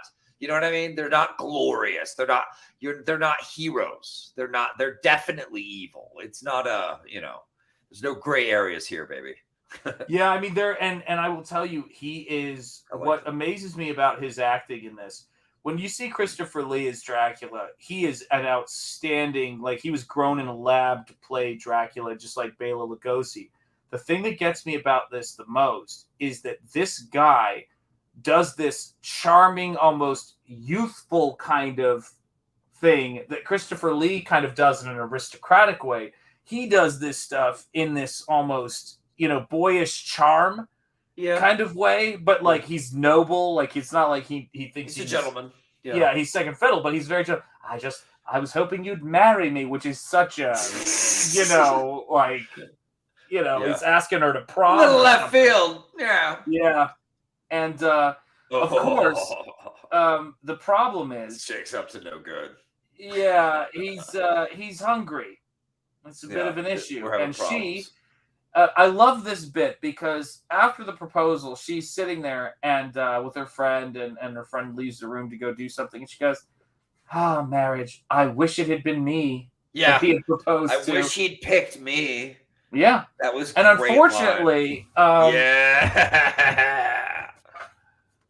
Holy cow, we need more blonde vampires because they're freaking terrifying. Look at this lighting, man. Yeah, look at those eyes. You know, if he had black hair with the widow's peak, that is Dracula. I mean, he's a good part for Dracula as well. But hey, what's his name in this? I don't remember. Oh my god, it's shoot, what's the castle name? I can't believe I'm blanking on this. Shoot, Michael might know. He might beat me to it. Yeah, I'm sure. In the chat, he'll remedy this right away. Baron Meinster. That's it. Meinster. It was so perfect. Yeah. Meinster, yes. That would definitely doing the heavy lifting. Yeah, absolutely. It is, and I'll tell you, this is the interesting thing. When you see the black hair with the widow's peak, it's almost like you think, how could people not know? But with this, there's this creepy quality of him. Change to Prince Charming in half a second. He can be. He looks like Prince Charming, and then off a Hannibal Lecter. It's terrifying. Yeah, it's awesome. Dracula by Mattel. That's right. He's the Ken. He's the Ken of vampires. And holy cow! Meanwhile, back at the ranch, we're still doing what we do best. Van Helsing is putting down a little old lady who asked for it. Yeah, who asked for it. And I love this. That's a great scene. The great thing about this, hail Eric Weathers, it's good to see you, brother. When she comes in to the room and he sees her, the thing I love, the blonde makes it feel like there's a wider world of vampires out there aside from just Dracula. You're absolutely right. Yeah. And when she comes in, this is what I love about Van Helsing. He is humble in so many ways. He is, I feel like I'm about to quote Indiana Jones' The Last Crusade, only the penitent man will pass. He is humble before God because he says when she comes in, she goes, "Why do you have no fear?" When he sees her, she feels like she's a monster. And he goes, "Only God has no fear." And I went, "Whoa, dude, like you just..." It was badass. Like, yeah, it's like he's a knight of old. He's glorious, man. Yeah, man. Absolutely glorious. The heroes of old live forever. Yeah, hold on a second, man. Let me get. I gotta send. And she won't. He's putting a stake in a little old lady who doesn't want to be cursed to roam. She doesn't want to be cursed, and wants to be. Do you think if she was hot and young, she'd let him do that though? Mm-hmm. Yeah, I don't think she just didn't want to be old forever. Yeah, I don't think that would happen. You know, it's like Let me see if I can get this to work. Hang on a second here. But here we go. And let's see if this comes through. I just sent it to you, boss. So let's see if this comes through. But yeah, he wants to give her peace. Like she doesn't want to be a vampire. And that's what's beautiful. She yearns for it. She yearns for that. High stakes action, says Charlie Stevens. You ain't kidding. You ain't kidding. And I just think there's something that is so great about the fact that he is trying to put down, these things. But look at him. He's not thrilled about this. Yeah. And he's got a job to do. He's so good with the responses. He says, she comes in and she goes, "Do you know who I am?" And he goes, "I know who you were." Like, imagine talking to somebody with the standpoint of, "I knew who you were before you were dead. He's already now. Categorized her in his mind as a child of the night. Yeah. This guy, I will say this, is that growing up with Peter Cushing as, Governor Tarkin. We have a heavy hitter with us right now, folks. We have a heavy hitter entering the fray. Where is he? He's right down there. And you're here with a fellow Oklahoman, I'll have you know, my friend, right above you there. So, I'm getting feedback. I think I need to close this. Oh, there you go. Okay. I don't think I'm getting feedback now. There you go. It's good to see you guys. All hail to Michael here. Come on now. Look, this is the way it is, man. Come on. So What's up, Isn't that a John? song? Good, glad to have you. you have your, and this is my friend Vaughn right here, and he's another comic Star creator. Trek Day. Star Trek, indeed. That is right. That is right. Nice to meet you, and I Vaughn. can't think of a better picture for you to come in here on than your hero. Dude, I'm listening to you guys talk about this movie, and I'm thinking, what happened? I don't remember that. It's been so long since I've seen it. I watched your review the other day. It's like that was like what, 3 years ago? That's probably the last time I saw it. So I'm learning from listening to you two. Oh, cool. So this is your hero, and you gave me the ultimate appreciation for Peter Cushing, because I've never heard anybody speak more eloquently about this man here. I love Peter Cushing. Love him to death. He's just, oh God, he's just such a gentleman. Yeah. They don't make actors like him anymore. They don't. They don't. You know what I love? I always loved his friendship with Christopher Lee. Yeah. Yeah. It's awesome. You wouldn't be able to tell that from them on screen, though. Right. He's always killing him. Made it all the more better. Yeah, right. Yeah, they were the greatest. They were the greatest of friends. Yeah, they broke the mold. I think Christopher Lee passed away. Maybe has it been 2 years? Yeah, a couple of, was it 2 or 3 years ago, or is it? I can't tell anymore. It's kind of funny because it seems like when people die, the time just zooms by. Yeah, and it's like you think, it feels like they just passed a month ago, and then you learn it's been 3 years. It's like, wow, 6 years, dude. Yeah. Wow, absolutely, just absolutely. Man, I love both those actors. They're just so great. Yeah. So when did you? How old were you? We were talking about how I got into Hammer Horror because of you, because of your channel, The Choice Boys. But you were watching Hammer Horror. Yeah, I watched them as a kid. I remember we had a show called I think it was called Count Gregor. It was one of those hosts that hosted horror films locally, and he would show the films. And man, when I was a kid, they were the scariest things I'd ever seen. And even to this day, sometimes they still kind of give me chills because they're just so spooky sometimes. But yeah, I've been watching them for years. I grew up with them. And Peter Cushing was always the one actor that I connected with, even as a kid, because he was a lot of times the hero in these movies. And then when I seen him like in the Frankenstein films, I'm like, oh my God. That just really caught me off guard, man. The end when he's being led to be. It's kind of funny because it's kind of funny because you watch these actors, and I liked Peter Cushing because he was always a hero. And when I finally seen him in a different film where he wasn't such a nice guy, it kind of was heartbreaking, Yeah. Yeah. Frankenstein created woman. There you go. As those films went along, he just got crazier and crazier in them. In Frankenstein, I'll never forget the bit where Cushing, and what a versatile actor. It's so, my life is richer for having been introduced to his Hammer catalog. It's like the Hammer films are just, they're a product of their time. There's just there hasn't been anything else like them, and I guess there never will be. I feel like when I watch those movies, I'm just transported back to a time where everything is just, to me, just so believable. When I watch those films, it's just like there's so much to take in that I just kind of like look at everything. It's like being there. Yeah. They transport you. I mean, I remember the first time when you were talking about, this is the thing I love about YouTube, and this is the thing. Besides, getting to get together and do these shows and have all these fun times, I've been educated by people who've done deep dives into a entire body of work, like you have with your Hammer Horror series. And when I look at this stuff, I look at Peter Cushing.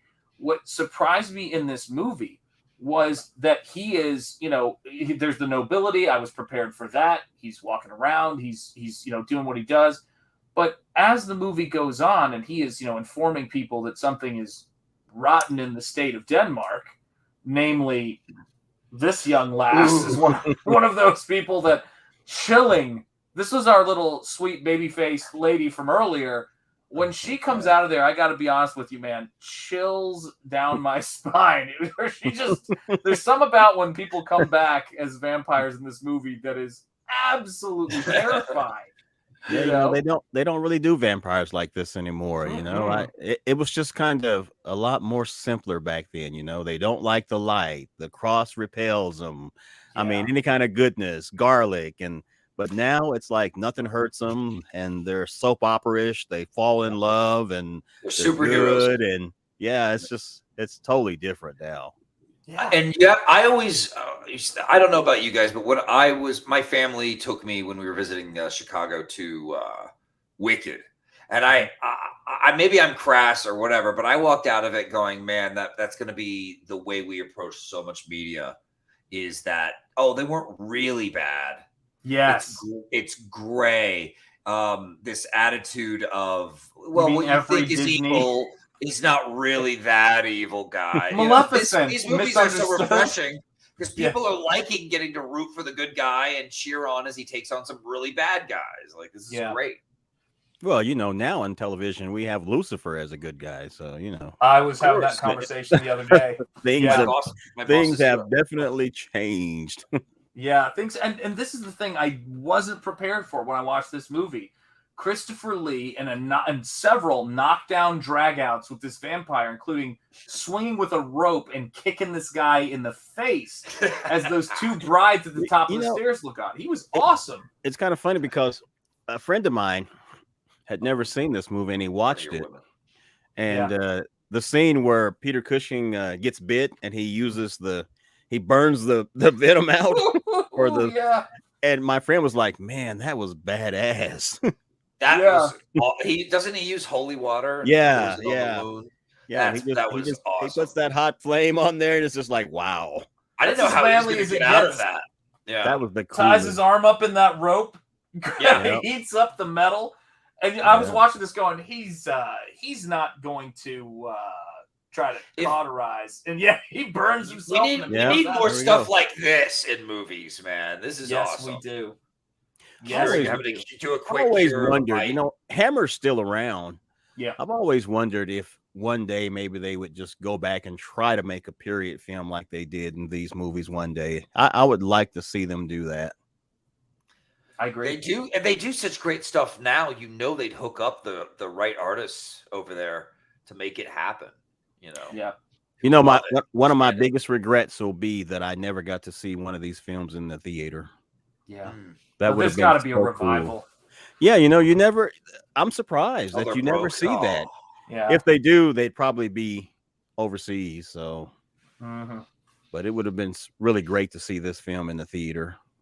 Yeah, I mean, this is the thing too. I mean, when I was watching this and people were making this comment, I thought the exact same thing that Sean does right here, which is when Rambo, I remember the first time I saw Rambo, he got the gunpowder out and he was cauterizing, something. And I saw this and I went, this is that's where they got it from. Yeah, this is hardcore. I mean, this is a guy who shows up and he's like, hello, Fraulein, how are you? Or, mademoiselle, you okay? And he's, and then he's, takes out his business card. Just so you know who you're, if it was Blade, he'd go, just so you know who you're fucking with. I think the line that stuck with me when I was a kid watching this movie was when the little girl said she wanted to go home and he said, so you shall. And I was just like, wow, this is so cool. I had complete confidence in this guy to make sure this little kid went home and take care of her. And so that was, I love this movie. This is a great movie. But I got to admit, though, the first time I saw this movie, I was kind of disappointed that Christopher Lee wasn't the vampire. Yeah. But it took a while to finally get used to David Peel. Yeah. And what I didn't know, and what's really kind of great about when I talk about these movies is that someone overseas that knows way more about these films will chime in and say that I didn't know that David Peel was really a popular actor at the time, and pretty much in Britain, many people love him and they really admire his work. See, I didn't know that because in talking about the film and saying that, I don't know about David Peel, he didn't, but somebody said, somebody said, "Yeah, David Peel's a great actor, man. You shouldn't say that about him. He's was really great. We really love him here." And I'm like, he was okay, spot on in this movie, man. I mean, yeah. I was a believer from the first scene with him and her, and he's winning her over. And then when you see him as a vampire, I'm just like, all right, you know, and his mom was creepy the first time you saw her too. Yeah, absolutely. Yeah. She looks like she is terrifying, and I just got to say, Hunch the Dirty Roofer just sent us a $5 super chat here. Hammer Horror worked because everyone on the project had gone through the true horror of war. Wow, yeah. Therefore, and another reason they work. Another reason they work too is that they were totally new. They were different. Yes. I mean, you think about Universal, who did really great films. I love those movies too. But Hammer kind of carved their own niche. They were different. I think people were seeing things that they hadn't seen. I think Hammer took their films just a little bit further than what Universal did in terms of gore and just, visceral. Their films just were different.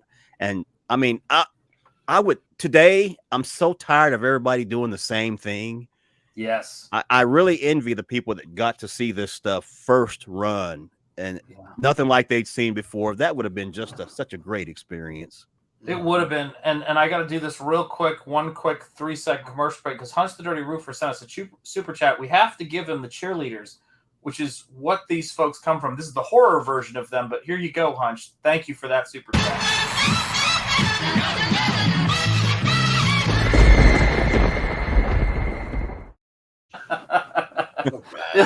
A little bit of horror for you. Thank you, Hunch. I do appreciate it, my friend. I was expecting David Peele. Yeah, that's right. David Peele, man. I have to say he was great in this. And what's how do I word this? Your series on Hammer Horror, this is the thing that interests me. Was that what you started with when you did your YouTube channel? Like, was that or when did that come into it? I don't you were doing Star Trek. No, it didn't. That wasn't the first thing. I just kind of thought that I kind of rediscovered the films after a while. It was like these bargain DVDs. I would see them in the store and I thought, wow, I remember that movie. And I started watching them again. And it was kind of like watching them all over again, because as a kid, there's so many things you blank out on. You just see a monster but I just thought I want to talk about these movies because I just loved them so much. And when I rewatched them, it was just so much there to love. I just couldn't contain it. Had to talk about them. Yeah, because I mean, you are. It's funny. You have one of the most. There's people on YouTube like Razor Fist who has really become an advocate for the Shadow pulp stories and the history of the character of the Shadow. I feel like that you became that with the way you talk about the passion you talk about Hammer horror films was so much so that British fans were reaching out to you. And I think you've had British fans actually mail you Blu-rays and DVDs, if I'm not mistaken, so cool. Because of their. It's so funny how people really appreciate you taking to heart their culture. Hammer, Peter Cushing, Christopher Lee, man, they are so loved in Britain. They're like, national treasures. They really are. And when you talk to these people, you can just feel how much they love these actors, and they speak about them so personably. And it's just I just hope that these actors realize how much people love them. Yeah, because they are. I mean, they wouldn't be.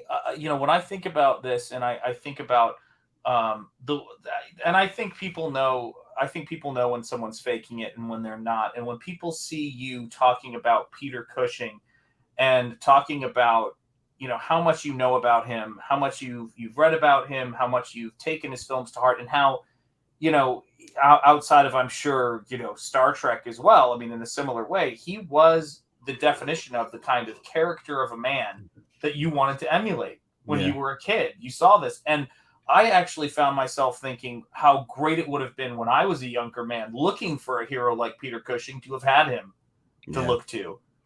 Yeah, it's kind of sad that, a lot of people have yet to discover Peter Cushing and Hammer Studio films. Man, they just don't know what they're missing.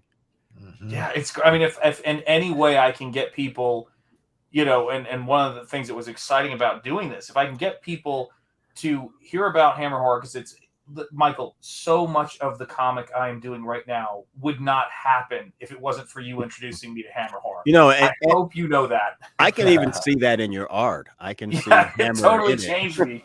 Yeah, Yeah. it changed me. Yeah. You know, I sit there and I go, I find myself thinking about Terence Fisher, Jack Asher, and his lighting. And then I think about, we have the ability to create characters. You know what I mean? Like, they created characters that were larger than life. They were, you know, like true iconic heroes. And when you see Peter Cushing, the way he handles difficulty, you know what I mean? The way that he handles stress, in the fact that, you know, it's like why are you not afraid of me? Or why do you have no fear? And he says, only God has no fear. He's like the ultimate humble hero. He's just so humble. He is the gentleman hero, man. Yeah, and he's well educated. And he's the type, and yet he can rough and tumble. He can sew himself up, heal himself. This is the type of hero I look up to, man. Yeah, it's kind of like you see this gentleman here, and you just don't think of him like wrestling with vampires. You don't. I mean, it's amazing because, and you absolutely hit it. And this is the last image I have, which is because I'm gonna leave the ending for you guys to experience, and it's a great, wonderful Hammer sort of ending. But when you see him, you suddenly realize he's ready to throw down. I mean, you just watch this guy burn himself with a metal, an iron poker.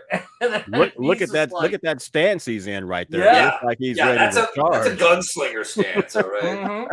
That's right. He's like, you ready for round 2?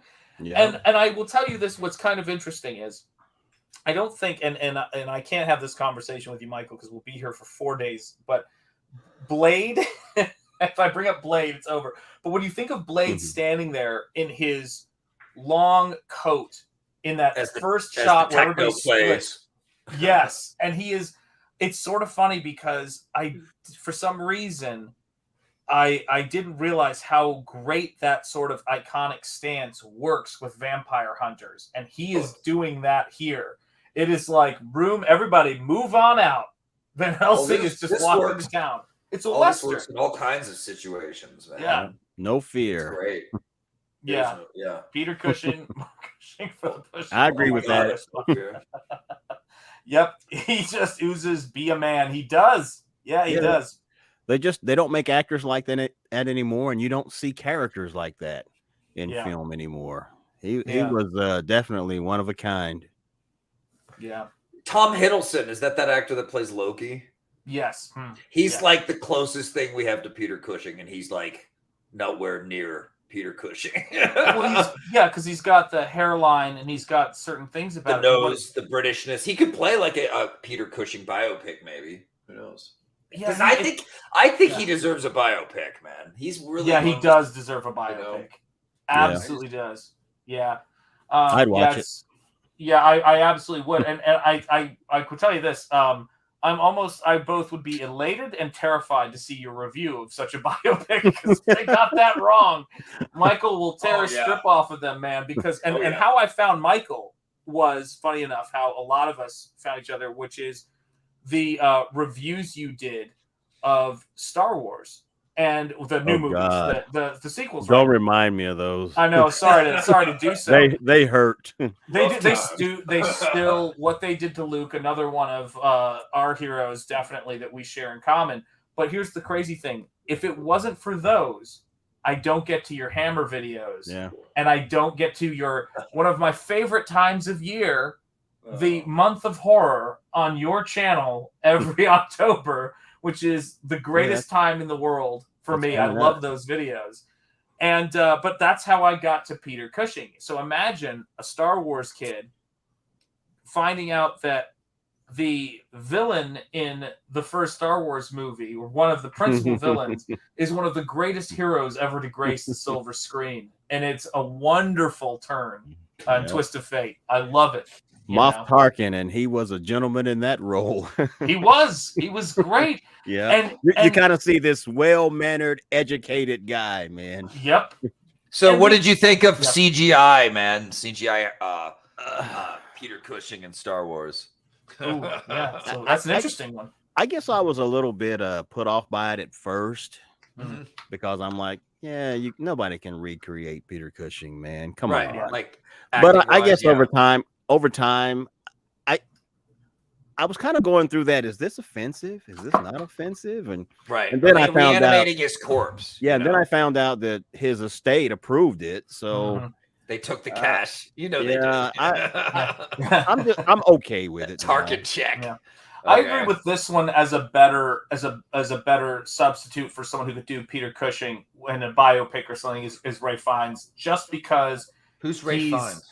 He plays Voldemort in Harry Potter movies, and I thought it was Ralph Fiennes.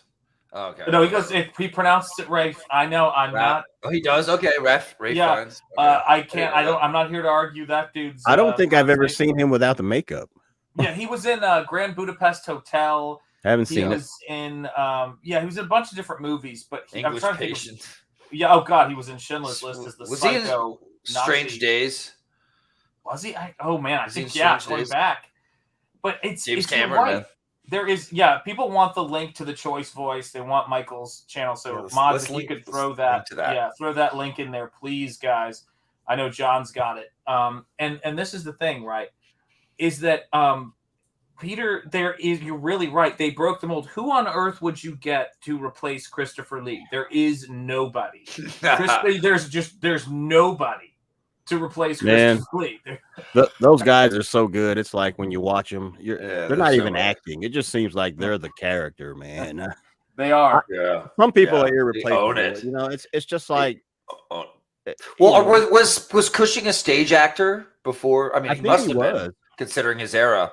So, I mean, he brings that stage presence with him, and it just cuts you like a knife, his acting. It's just great. Even when I felt bad when I saw him in older films when he's older and he kind of needed the cash or whatever in something like Shockwaves, right? Well, I think a lot of that. But you know what? Oh, yeah. A lot of it was that he had lost his wife. Yeah. Okay. And he was just he was never the same when she passed away. He'd lost a ton of weight, and he just wasn't himself anymore. Well, that made me feel bad, but you know what? He owned that movie because he's Peter Cushing, and that's what I love about him as an actor. It's rare but Christopher Lee did play the hero. What was the movie? Was the one where he was battling Satanists? Oh my God! Devil Rides In. Yes, Rides Out. He was really good in that. He was really good. Surprisingly, it's like these guys can play the worst characters ever, and then you see them in a film where there's a good guy, and it's like totally believable. I actually just thought amazing that Tarkin was an evil character till I saw his Dr. Frankenstein. And I went, my God, when Dr. Frankenstein locks his lady in the room with the I guess the woman who's working for him, the maid, I forget what it was, who he locks in the room with the monster. I was like, that is so cold, man. Yeah, at first I didn't want to believe he was a bad guy, so I was kind of going like, he's doing it for a good reason. Yeah, he's going to lighten up here in a minute, but no. Yeah, absolutely, man. And I will say this too. James Lee, if I'm not mistaken, right there, is, I believe there is some family connection to Christopher Lee. He's mentioned this in a previous stream. So James, if you can illuminate us on that, that would be very, very helpful. It's interesting. He's from a very old family of Lees, and I believe that they go back to Britain, and there's a relationship there. But I will say this too, which is, and thank you. Yeah, sub to the Choice Voice. You will absolutely thanks, General Piggy. Miss it. Yeah, but I will say, yes, I am his cousin. There you have it. So wow, that's James cool. right there. Yeah, I know. So there you go. And James is an author. He writes a book series called The Steins. Which is about, obviously reference to Frankenstein and monsters. It's a great book series. And I'd encourage anybody to check it out. I think there's a new book dropping soon. But what I was about to say that too, he was also the Duke Baskerville in Hound of the Baskervilles. And that was a very charming performance and showed Christopher Lee's range. He was so good. Fantastic in that. Yeah. I saw that as a kid, but here recently about I guess about 3 months ago. I watched it again, and Mhm. man, that's a good movie. Yeah, it's fun. It Yeah, I is. that's love a it. good movie.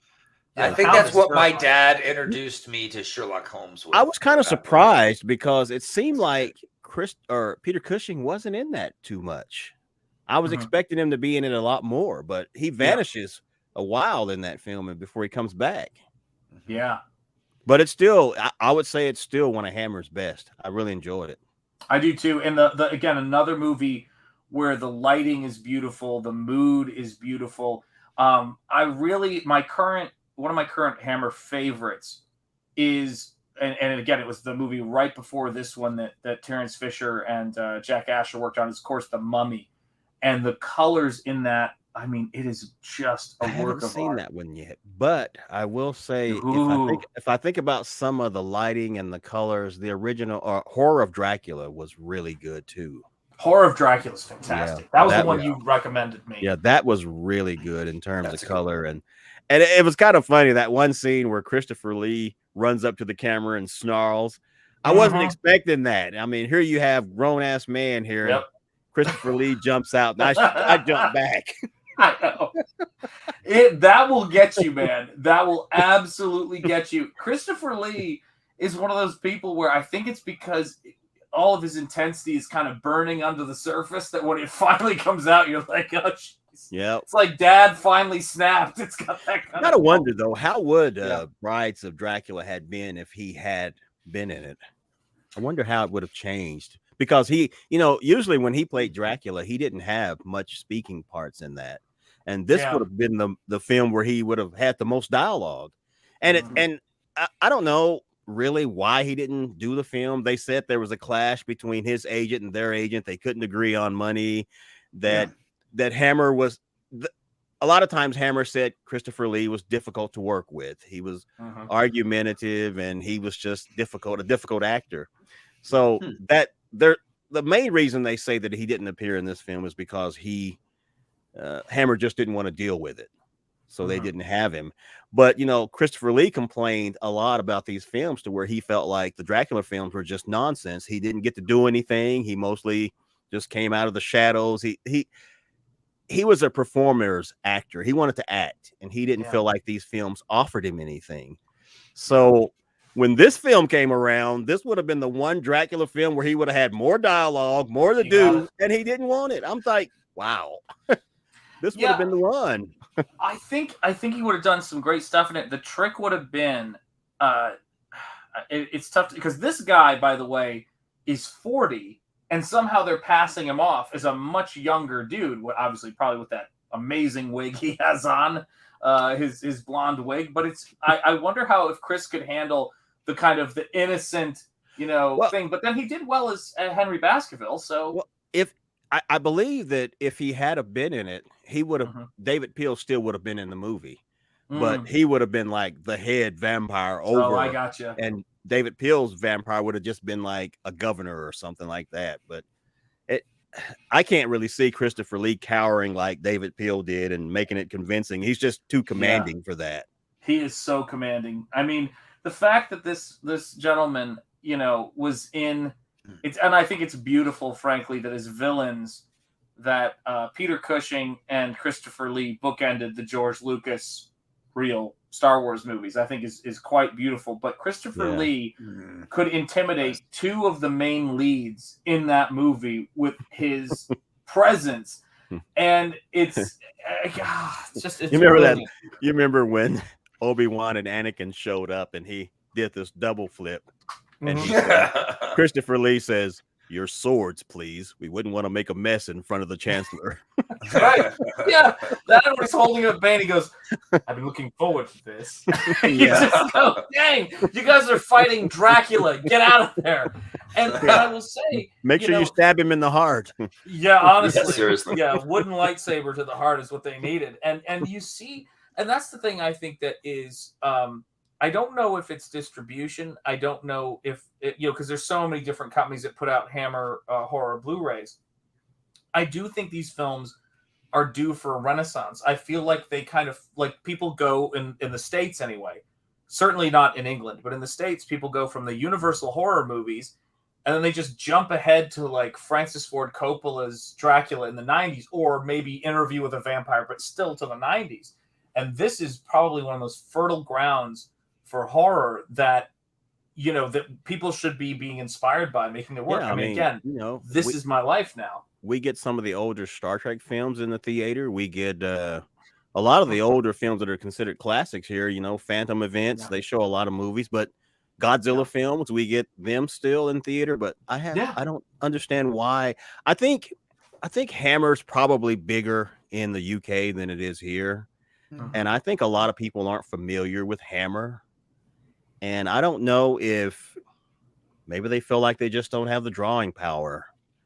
But I do feel like they're underrated, that a lot of people don't know these films are even here. Yeah, very true. It's weird. We like Shanth and I were talking about at the beginning. A generation of kids were raised on Universal monsters, and then the 80s monsters hit. And we were raised on those, which were great. I agree with that. Yeah, we missed out on the drive-in days of Hammer had ended by then. You know, they were like poorly formatted reruns on TV that seemed, you know, not as good as they really I mean, are. in edited. Comparing in home video release, you never really see the Universal films released other than Universal. They're not on budget films with, you know, $1 Good Times, or you know that cheapy label Good Times Video. You never see that. The Hammer films are released in all these cheapy formats, and it just kind of makes you think that, you know, they're not considered as influential or important as Universal. And that's not to say anything bad about Universal, because I also feel like Universal was very innovative in their horror films too. Yeah, and James Lee's got something for you to read right here in the chat. There you go. Dude, family reunion in Virginia. He showed up, Christopher Lee. I am 13, 5'5", maybe at the time, and he is 6'5". I mean, he was a giant. That's a huge dude. Yeah, he would be kind of like, tall, dude. I used to have an uncle who was really tall, had a deep voice, and it's like whenever he was around, he was so intimidating. You were just on your best behavior because you didn't know what he was going to do. Seriously. Yeah, I mean, and we got another super chat here, so there'll be cheerleaders shortly, but yes, Dracula as a Dark Lord of the Sith in a solo film. You're right. He could have carried his any film he was in. And, you know, we had mentioned CGI, Peter Cushing. I can see why they did it in CGI, because I'm sure they could never find an actor to actually imitate him, or I don't even think an actor would want to. But yeah, so that's the only way they could go. And you really couldn't have that film without that character. It wouldn't really make much sense. So he gave that film, even as a CGI, Christopher Lee gave that film so much more gravitas than anything else in that film. And honestly, when they were making the film, and I kind of thought, how are they going to do Peter Cushing? How are they just going to leave him out? And they said, no, we're going to do him CGI. And I got to admit, that's really the only reason that I wanted to see it, just to see how that was. Can we just get a CGI Van Helsing? That's the next thing, right? Yeah. So here's your cheerleaders, my friend Antoine Dennison. Thank you for that wonderful super chat. And you know, we got to honor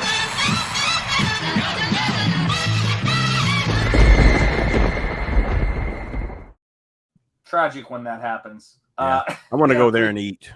Yeah, I know. Oh, yeah. So we invented, because I am so far from so many of the things that I enjoy, which is to say, you know, country fried steak with sawmill gravy and waffles. I go to my Waffle House memories on Brainerd Road in Chattanooga, Tennessee, and I've crafted my imaginary Waffle Lodge here to scream at, man. I kind of wondered where you got that Waffle Lodge.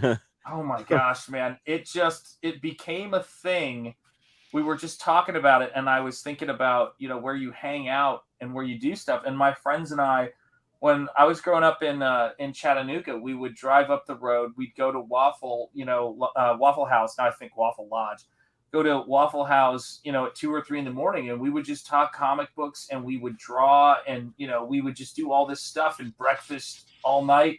And it was a big part of growing up and telling these stories. And, you know, it's kind of a funny thing. You know, it's like during that period where Star Wars was kind of, you know, on ice, so to speak. You know, the books hadn't come out yet. All the expanded universe stuff hadn't come out yet.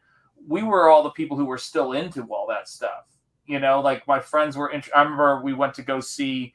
One of the big moments we had was we went to go see Undiscovered Country in the theater, and just everyone applauding at the end. All of those great moments I had there are kind of summed up with that. And I know, it's my wife, of course, is always excited when you post on Facebook, as you know, because she's a big Star Trek fan. And my son loves your Star Trek stuff. I hope your wife's not a She-Hulk fan, because I made a video on that I'm in the process of editing, and I don't recommend she watch it. Honestly, she loves you. Will not be kind. I've told you about the missus, is that like many wonderful, God bless her, teacher women, there's a simmering rage in there that you help her exercise every now and again with those videos, because you know how it is. She will see that again. Yeah, because she was just prepare, man. That's a haunted drive-in. Yeah, that's right. Video store. Get the tourniquets. Yeah, man. It's we all have those things that we love, and it's what I always love. Speaking of Vaughn, when you talk about the haunted castle during Halloween, when you get those great videos from Michael, those horror movies where you pan up to the house, the haunted house, in those intros that you have. They are so great. Oh, is that what he has? I gotta see it. I'm telling you, it's my favorite channel on YouTube, man. It's the best. Hell yeah. I will say this: when I was working on my version of Dracula for the Steins, I have an autographed photo of Christopher Lee and Ingrid Pitt. I used them as reference for them. Very, very. He also mentioned that earlier that Hammer didn't have the money that Universal had to make their movies, and that's true. But I think that worked to the advantage of Hammer, because when you don't have a lot of money, it makes you a heck of a lot more creative. You would know. And the Hammer films, if you could take, if movies had a taste, if you could taste them, Hammer's films are just full of flavor, man. They're just, that's why they've stood the test of time. I mean, money's always great, but when you don't have money, I mean, Hammer got around the money issues with their creativity. So they did more with less, and that's what good filmmaking is about. And good that's storytelling. That's the problem with film today. There's too much freaking money. Yes, there is. Yeah, I mean, and this is the thing too. If I can do a little bit, if I may, hold on a second. We're gonna do some crossing of the streams in the sense of we're gonna take a quick segue, because I think it's important here. Hang on a second here. Let me see if I just want to add that French actress is what that flavor, part of that flavor you were talking about. Yeah, because that's one little bit, and then the crazy gypsy lady. That's a great trope. That's a great flavor. Hammer has some of the most beautiful women. It goes back to my theory about creating good stories and art, where it's like you're a chef and you're having to use the right ingredients to make something that just makes people want to come back for more. It's a good meal, man. Yeah, I think that you're absolutely right. And for people who want to know what Michael does with his budgets, I cannot speak any more highly than just giving you guys a glimpse of his work here. I think I've seen this before. I think you have too. Oh wow.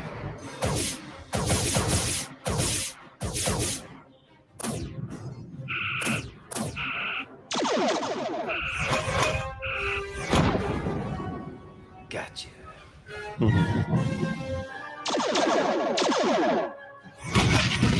Oh, no mercy. Forgot about my back lasers. I love this. Oh man. It ran away just in time. Close, yeah. That's right. So this is one of the films that Michael has directed that you can see on the Starship Valiant channel. It's absolutely vital. Josiah. Your actions can prevent. He's something. Understood, sir. Yeah, I mean, it is.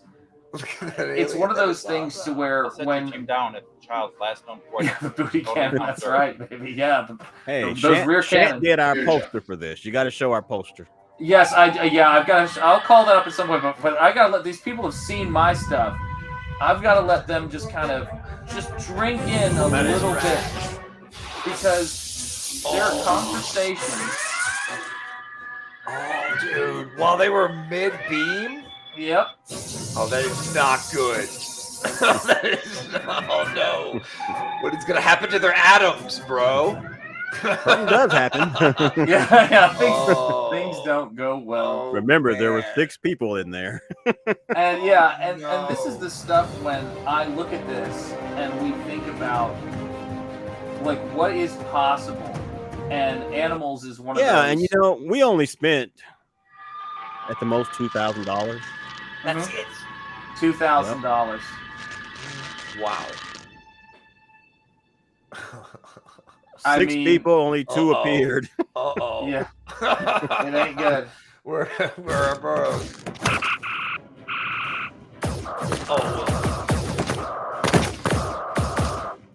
Where'd you film this?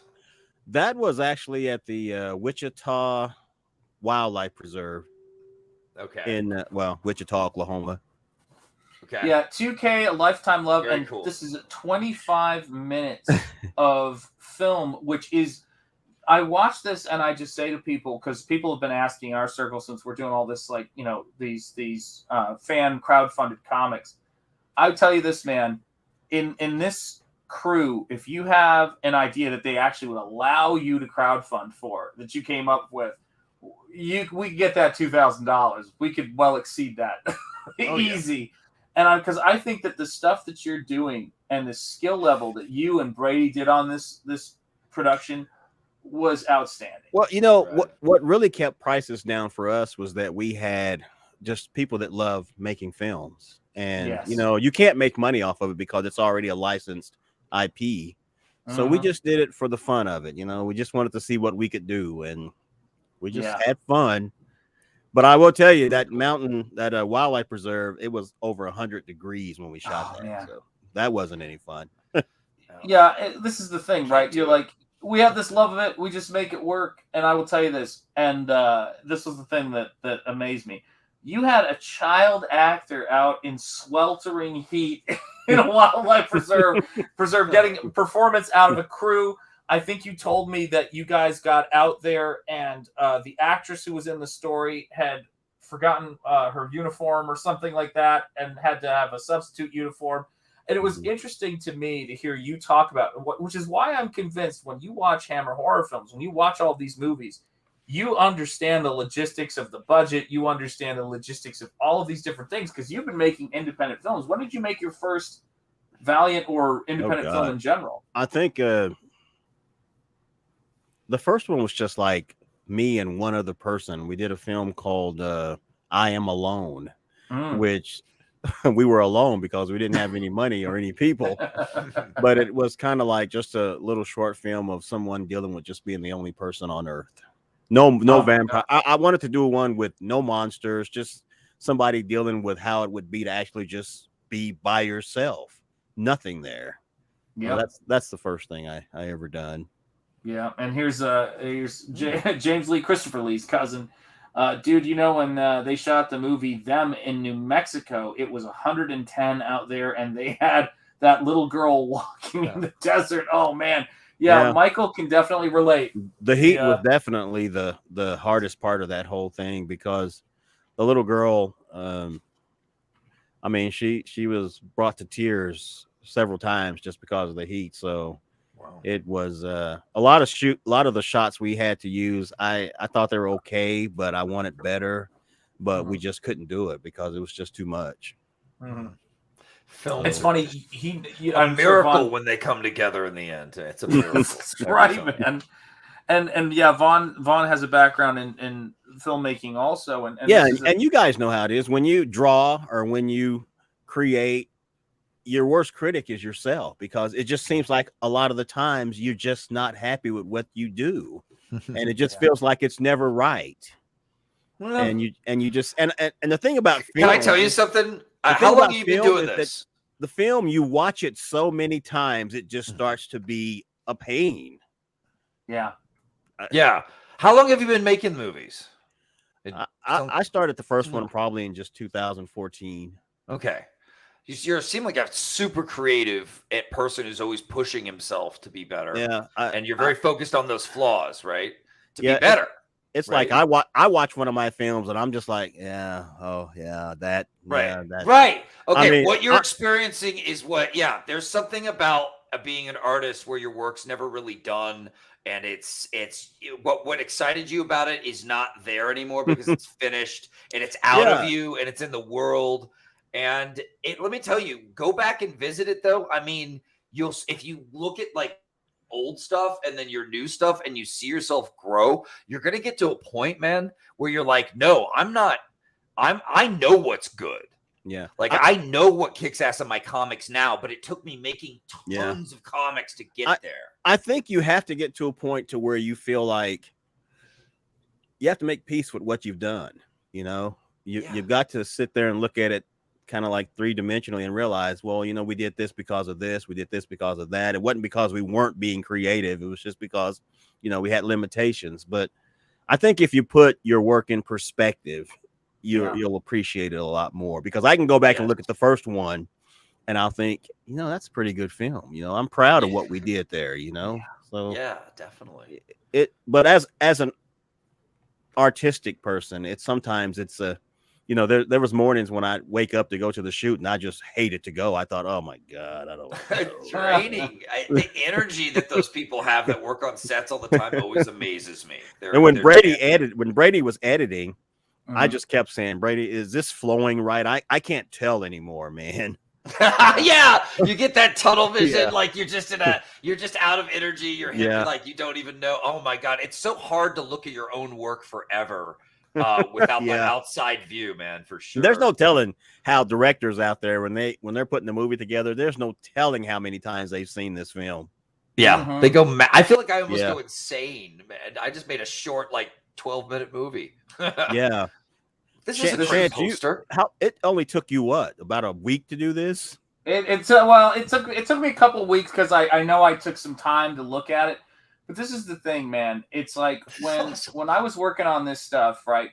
And we were talking, and you gotta understand, man. It's like my wife is always like, she's like, you know, she asks about Michael all the time, you know, and Michael's like, Shanth, I want you to do a you know, like I want you to see the in progress of it, because I'm just telling him we basically met on YouTube and Facebook, start talking, do a couple things, and then I said to him, I was like going, you know, and you were talking to me about doing some Starship, you know, Valiant stuff, and I was like, well, how would you feel about me doing a poster for this? And it was the most fun I have had.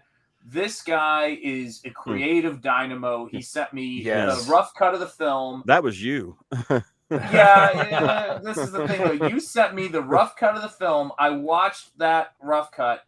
And then when this movie came out, you were kind enough to actually put my name in the end credits as the poster artist on it, which was so great. But my family and I sat down. That was the least I could do. And I sent Michael something I don't seldom do, because you know how it is with your kids and the internet. You always try to, like, you know, it's like you try to make sure, like, you don't send out or put a lot of stuff, you know, out there to him. But I sent Michael, because Michael, you know, Michael and I we're kindred spirits. A video of my son watching the trailer for Starship Valiant Animals, and he's just going, yes, yes, yes. And, you know, he loved it, man. And we watched that as a family when that came out. It was such great stuff to do. You know, awesome. It was so fun. And so should we wrap up on we're gonna wrap up Hammer horror and the masterpiece that is. Yeah, we're gonna wrap up on this. And Michael and Vaughn, I want you guys' thoughts, and I'll throw mine in there too, man. Yeah. Well, I would say that the film is most certainly, you know, it would be in my top 5 favorite Hammer films of all time. Yeah. It's a great movie. It's creative. Peter Cushing, I would say, probably one of his best portrayals in a Hammer film. I even, you know, David Peel, I even thought he's really good. This was just, to me, a swashbuckling Peter Cushing. He was just great. You know, this is one of those movies where, you know, it's just a fond memory. It's always kind of in my heart. I love, this was one of the earliest films I saw, and it's one of those films that brought out my love for Peter Cushing. No, that's definitely. Great. Vaughn, what do you got? Amazing performance that made me love Peter Cushing more as well. To be honest, it made me realize he's the perfect Van Helsing. Do you have any more visuals, or is this where you? This is where we stop because I just want to let him. There's a visual this movie captured. Okay, yeah. That is.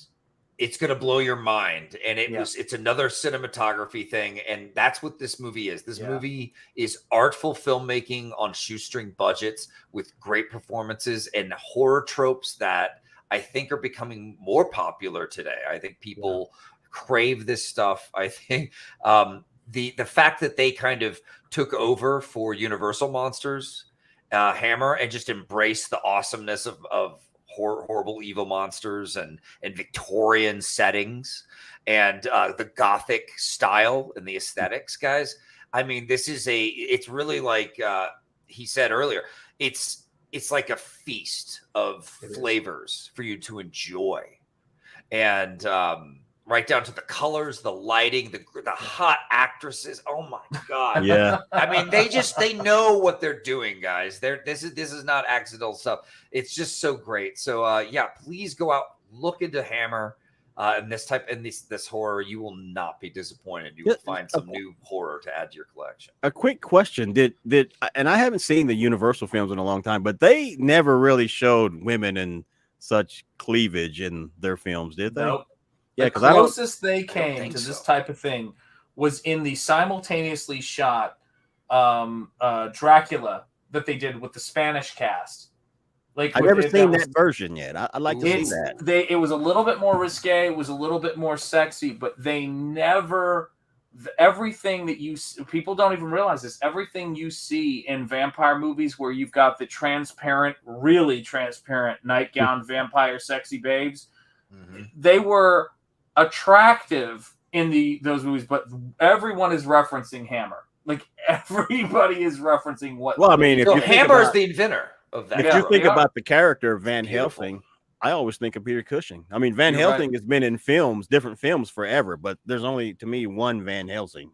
Yeah, there is. That's the way it is for me too. I mean, it's amazing too. What's her face? The bathing suit. That would be. Oh God, now you asked, so I'm gonna. She was beautiful. Yeah. Oh my God. Is it Kate? No, you're close. I don't remember her name. I'm embarrassed that I can't remember it because she passed away recently, and she is because she had her name was a short of Julie Adams. There we go. Yeah, Julie Adams. Okay. Yeah, Julie Adams, and Julie Adams was incredible. And it says no. Remember, the Universal movies were in the 30s, and the new code had come into play. So no, yeah, they were the other risque one that there was around that time. Was the Jekyll and Hyde. Yeah, Brooke Shields. There you go. That's another one. You know, I have those films in collection on Blu-ray, but I haven't watched them yet. And I haven't seen any of them since I was a kid. But the ones that stand out were The Wolfman, The Invisible Man, Dracula, The Bride of Frankenstein. And those are the ones that I really kind of think of when I think about those movies. Yeah, Wolfman was my favorite, the sympathetic aspect of it. And they have not created another Wolfman film to where you felt sorry for the character.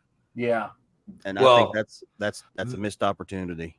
Maybe American Werewolf in London. I felt bad. Yeah, that's definitely a bit. I haven't seen that one since it came out, so I don't remember. Oh, really? Oh, yeah. I saw it in the theater. I think in the theater when I saw that, we were just more amazed by the special effects. Right. You saw that in the theater. You saw something magic. Yeah, man. I remember the scene where his fingers were just growing. You know, back then when you're seeing something for the first time, that stuff was like real.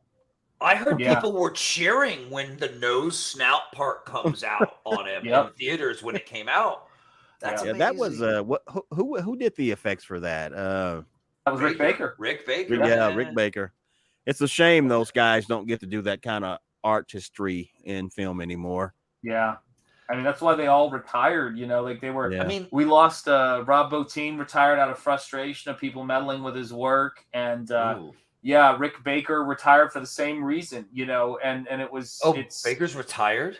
Oh. Yeah, Rick Baker retired. He's still doing artwork. He's got an absolute. I follow him. What is there for him to do anymore? The computers are just taking over.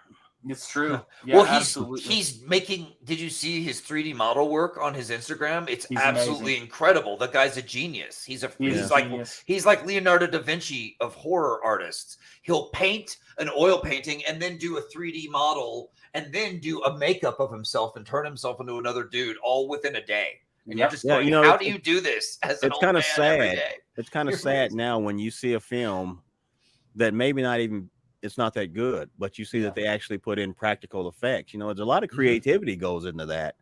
And you just kind of have a whole new respect for it, you know? Yeah, it's totally true. Stranger Things just brought practical effects back into the limelight by winning the awards with that. I have not seen the third season yet.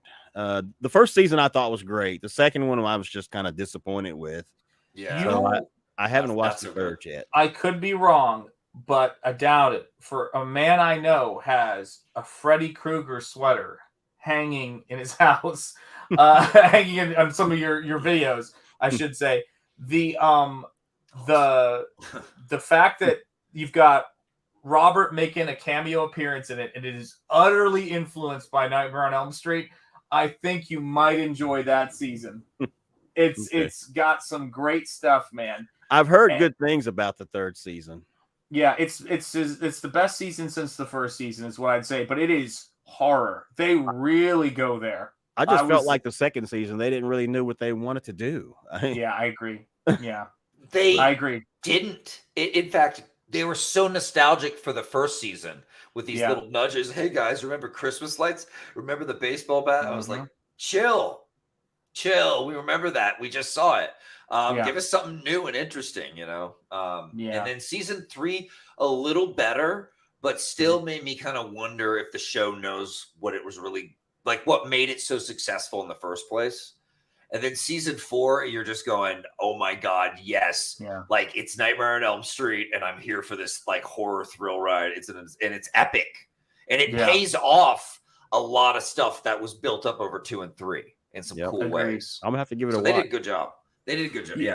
Yeah, I mean, and just to wrap up in terms of thoughts on this film for me, and then we got to talk backstage for a bit and say, hey, because I got to catch up. This is the thing I will say about this movie is that, first of all, thank you, Michael, for introducing me to Hammer Horror. This was the movie that introduced me to the magic of Jack Asher's color and lighting mixed with Terence Fisher's brilliant directing. And this movie hit me like a ton of bricks when I saw it for the first time. And I said, this is what I've been looking for in horror. The aesthetic, the romance, and the nobility of Peter Cushing's character. I love the fact that he is a modern man in the context of this story, but a noble man nonetheless. He's nobody's fool, and he's got both the discipline and the honorable character, but the grit to take these characters on. When push comes to shove, he is both compassionate to the young lady in this film, but he is, when he's got to, and compassionate even to those who've been cursed, like his mother, but when he has to throw down, he will get it done because he is there to stop evil. And that's inspiring. Great hero. That's the stuff that dreams are made of, And it's so great, to see all of you guys here and checking this stuff out. Michael and Vaughn, thank you guys so much. Vaughn and I've been doing this show, guys. We do it every Thursday. It is so fitting that the man who introduced me to Hammer, who is with us today, is here for the first time we've done a Hammer film on this series. Thank you guys so much. You're welcome. Have a great night, and it's great to have you here. And let me say this: we'll talk after the stream wraps up. And you guys take care. Have a great evening, and we'll close out with our opening here. So here you go. Take care, everybody, and have a great night. Yeah.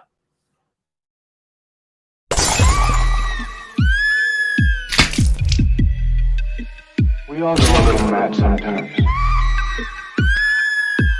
Haven't you? People all go mad someplace.